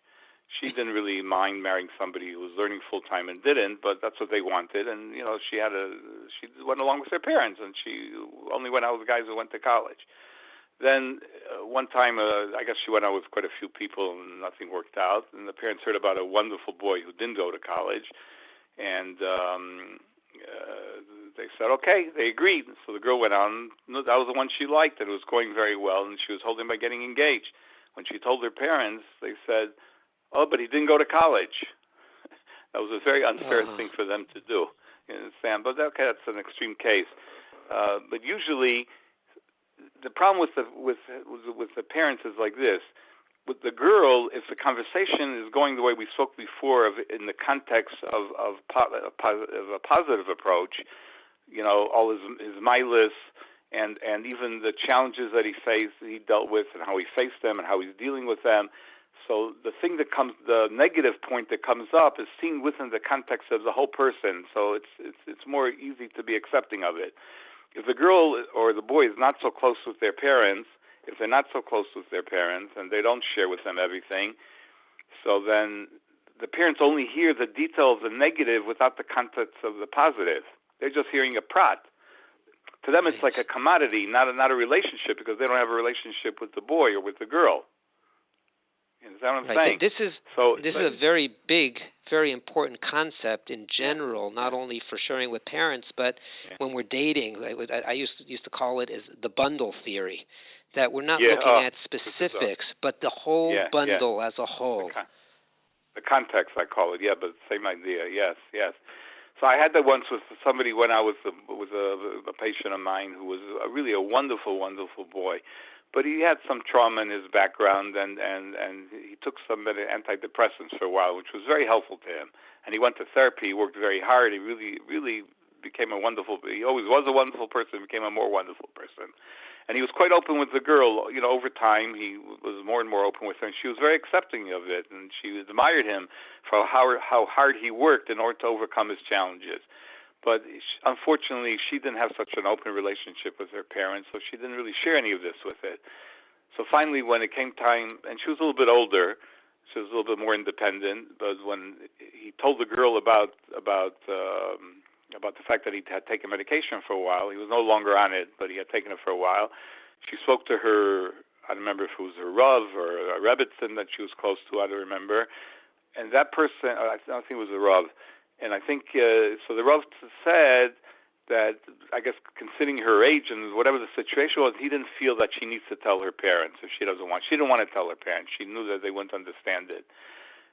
In any case, the Bacher, I guess, for his own, I don't know, he insisted, he didn't discuss this with Rosh Yeshiva, he insisted that the girl tell the parents, and the parents broke off the Shidduch. His Rosh Yeshiva was very upset at him, like how he did that without even consulting him first. But this is what happened. The parents who didn't know the boy, didn't know all his milas, didn't see the bundle or the context, all they heard, he was on medication. That was the end of it. So ideally, unfortunately, not everybody has that type of relation. Ideally, if the person has a close enough relation with the parents that they can discuss it, so they're in on the picture, so then they also see the problem in the context of the whole picture. So that's a chatchila. Now, especially a problem with something that people see as possibly being genetic. There's like an overemphasis on genetic issues. Many years ago, I got a call from somebody that I knew from way back in yeshiva days, and he told me that somebody read a Shidduch for his daughter, and he heard amazing things about the boy. But the Shadchan, I think he was the boy's Rav, said, I'm going to be totally upfront with you, the mother has had serious depression for many, many years and has been in and out of hospitalizations for it, and it's quite serious. But the boy is amazing, and that they hear from many people, that the boy was like an amazing boy. So the one who called me, what did he want to know from me? He wanted to know, do I think it's genetic? Like somehow the fact that the boy grew up with a severely depressed mother, that he didn't think there was something to be concerned about. Now, could be, once he looked into it, he doesn't. Maybe he can find out that the boy overcame it, however he overcame it. He seemed to be a wonderful boy. But it's interesting that the fact that Efsher might be genetic, that was very scary to them. The fact that he grew up without a mother who could care for him because she was severely depressed, they didn't think that's something to be concerned about. Right. Well, okay. Well, there's a lot to think about here, Dr. Sorotzkin, and I just want to thank you so much for joining us and giving us all of this really important information that I hope people can really incorporate into their lives. Okay. Thank you for having me. Bye-bye. Thank you so much. Bye-bye. Joining us now is Rabbi Dr. Jack Cohen, who is a professional dating and Shalom Bayis coach.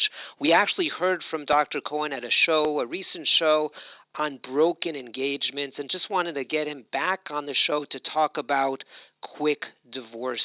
Dr. Cohen has been involved in numerous Shidduchim and unfortunately a number of the divorces, more helping on the Shalom Bayis issues to avoid the divorces. Dr. Cohen, thank you so much for joining us once again. It's a pleasure and an honor to be on the show, Ari. So, Dr. Cohen, as we talked about last time there seems to be a lot more broken engagements nowadays. I think we're seeing the same thing about quick divorces. This is something that 20, 30 years ago we really didn't hear about. A divorce promptly after marriage. Promptly could be a few months or a year or two, whatever it may be. And the question is, what's creating that issue as well, that we have people getting into marriage but getting out of marriages pretty quickly thereafter? Great question, Ari. A lot of it, and I could think of 3 girls that came to me in the last month. One was married 30 days, one was married 6 months, and one was married 9 months. And what's happening is, unfortunately, heartbreaking, very little preparation, lack of proper guidance when they were dating. And as a result, they just barreled forward into the chuppah without doing any proper investigation. Let's just take some of the cases that I had. Here's a Bais Yaakov girl who goes out with someone and doesn't really do the investigation in terms of determining who he's like, and the questioning and the kind of communications that they had on their dating wasn't really deep and effective. She didn't really get to know him. And so they finally get married. On the night of their wedding, they go to the hotel, Hashem. He's on the phone with his mother for 2.5 hours.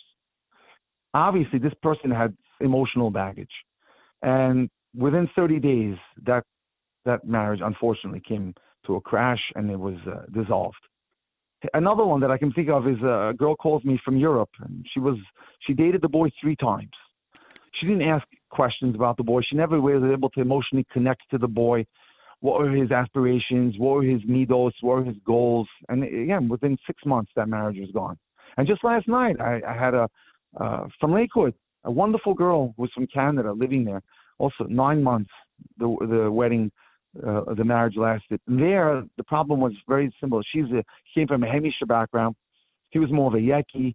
Different cultures completely. They didn't, she felt, she just closed her eyes during the whole dating and engagement process, thinking they would get better. But she says to me, I never really liked him or cared for him. I just pushed along by the tide, simply because sometimes people just want to be able to say that they're married, so they can look at themselves and say, I'm 22 now. In her case, she says, I was 23. So I overlooked very, very specific red flags. Like in this case, we had such cultural differences. We fought all the time.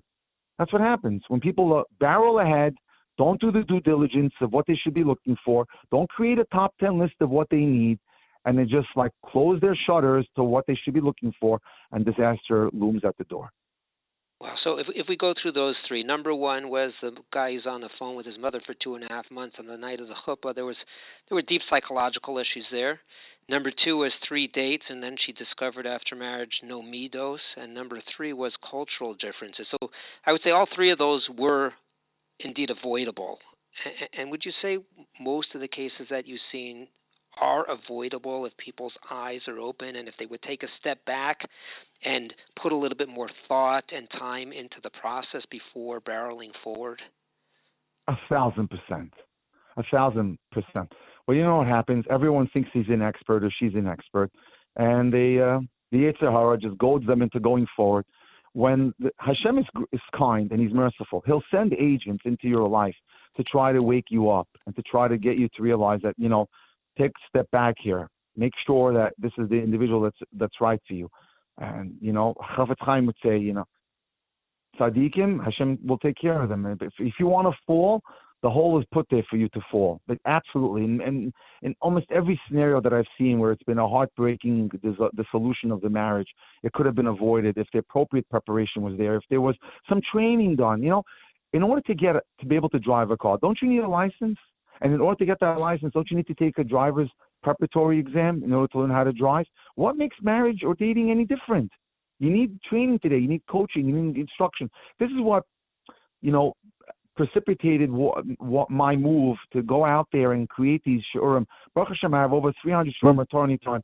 It's all, and what made it so successful on an international level was because they were very practical. There's one thing to go get a bracha from a tzaddik, which is very important, and I of course, I will definitely advocate for that. But that does not take away or dismiss the need for you to become educated. You just can't say, "Oh, I'll wing it when I get there." If you fail to plan, you go plan to fail. Right. Now, would you say we've talked about on the prior show and this show breaking an engagement, broken engagements, and quick divorces? Would you say there's a difference between them and what causes one or the other? It sounds like pretty similar causes. It's just people become aware at different points. Similar causes, but lack of spine to do anything.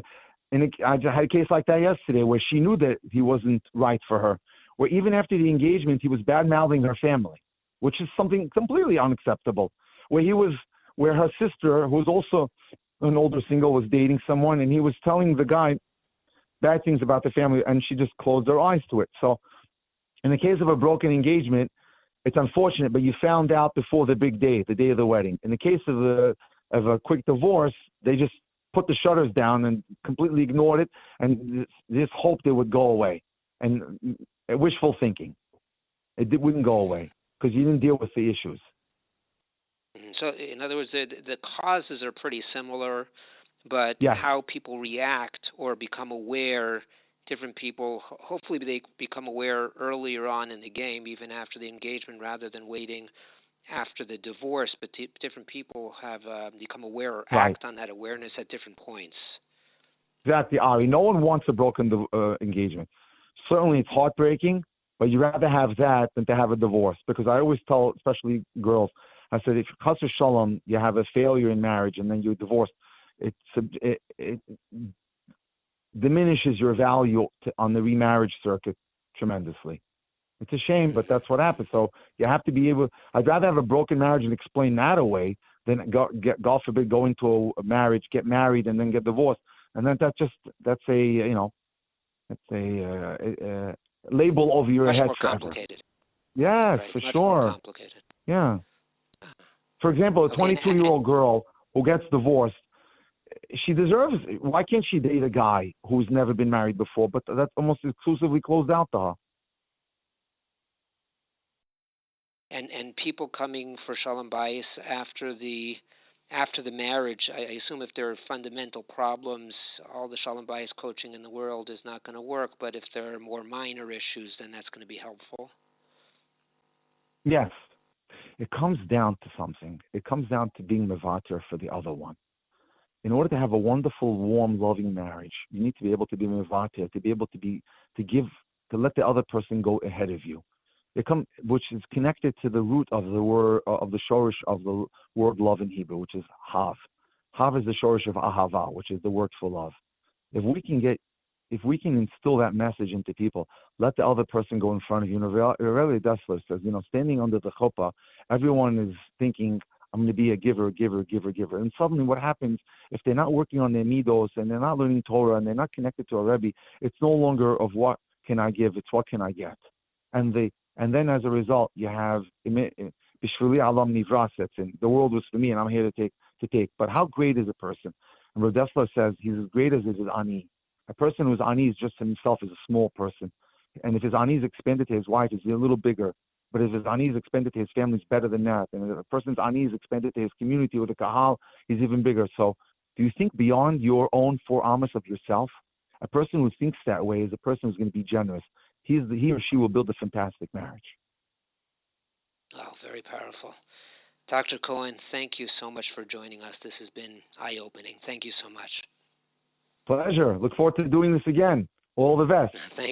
Thank you. Have a good day. Thanks so much. Bye-bye. To wrap up our show, joining us now is Rabbi Yisachar Frand. Rabbi Frand indeed needs no introduction. Nonetheless, he's a renowned Maggid Shiur, a speaker, author, and I'm delighted he agreed to join us today. Rabbi Frand, thank you so much for joining us. Rabbi, it's my pleasure, and I must say that our relationship has proven to be very, very helpful to me. You are an incredible resource of Torah and knowledge and experience, and it's been my benefit to have made your acquaintance, even though we're 6,000 miles apart or whatever it may be. Rabbi Frand, we are here talking about the unfortunate phenomenon of quick divorces after marriage, and we just wanted you to end off the show to weigh in with your thoughts on the subject. So the truth of the matter is that it's, you know, divorce is a very, very traumatic and difficult decision, and there are situations in life where sometimes a quick divorce or a divorce shortly after the marriage is warranted in the case of physical, psychological, emotional issues. But on the other hand, we live in a society where people don't have patience, and we're used to, if it doesn't work, then you get rid of it. Don't know if how often you use Amazon, but Amazon, you know, is a great it's a great service, and you go ahead, you order something, and it may not be 100% right, and you can just send it right back. Which is great, you know, and, you know, they send you a label and you put it on the baggage and off it goes. So we live in that type of mindset that, you know, if it doesn't fit perfectly, fine, so you return it. And they don't even charge you for the return, and they pay for the shipping. What could be easier? So I think that mentality has spilled over to relationships and specifically to marriage. So in a situation where there is not any type of profound psychological, physical, emotional, criminal issues to be addressed, the main thing that people have to remember is that marriage requires work. It requires work because when you go ahead and you try to take two people and put them together and make one unit, it does not always fit perfectly, and you have to work at it. You know, the sages tell us that there are two things that are very difficult, and it actually, the sages compare it to the splitting of the Kriyas Yamsuf, the splitting of the Reed Sea. Now, you know, that first of all, nothing is difficult for God, but we tend to humanize God, and we say, well, it must be very difficult to split the sea, which it certainly is. It's one of the classic greatest miracles in the history of the Jewish people, when God split the sea so that the children of Israel could escape from the Egyptians. So that's a very difficult thing, at least from our perspective. So the sages tell us there are two things that are as difficult as splitting the sea. One of them is zivugam, which means marriages, and that does not only mean the making of the marriage, but the keeping of the marriage, the maintaining of the marriage, but it also means, and the other example is a person's livelihood. It's also very difficult. It's difficult, as we all know, very difficult to make a living, and it requires a tremendous amount of work. So the sages tell us that these two things in life, marriages and making a living, are as difficult as splitting the sea.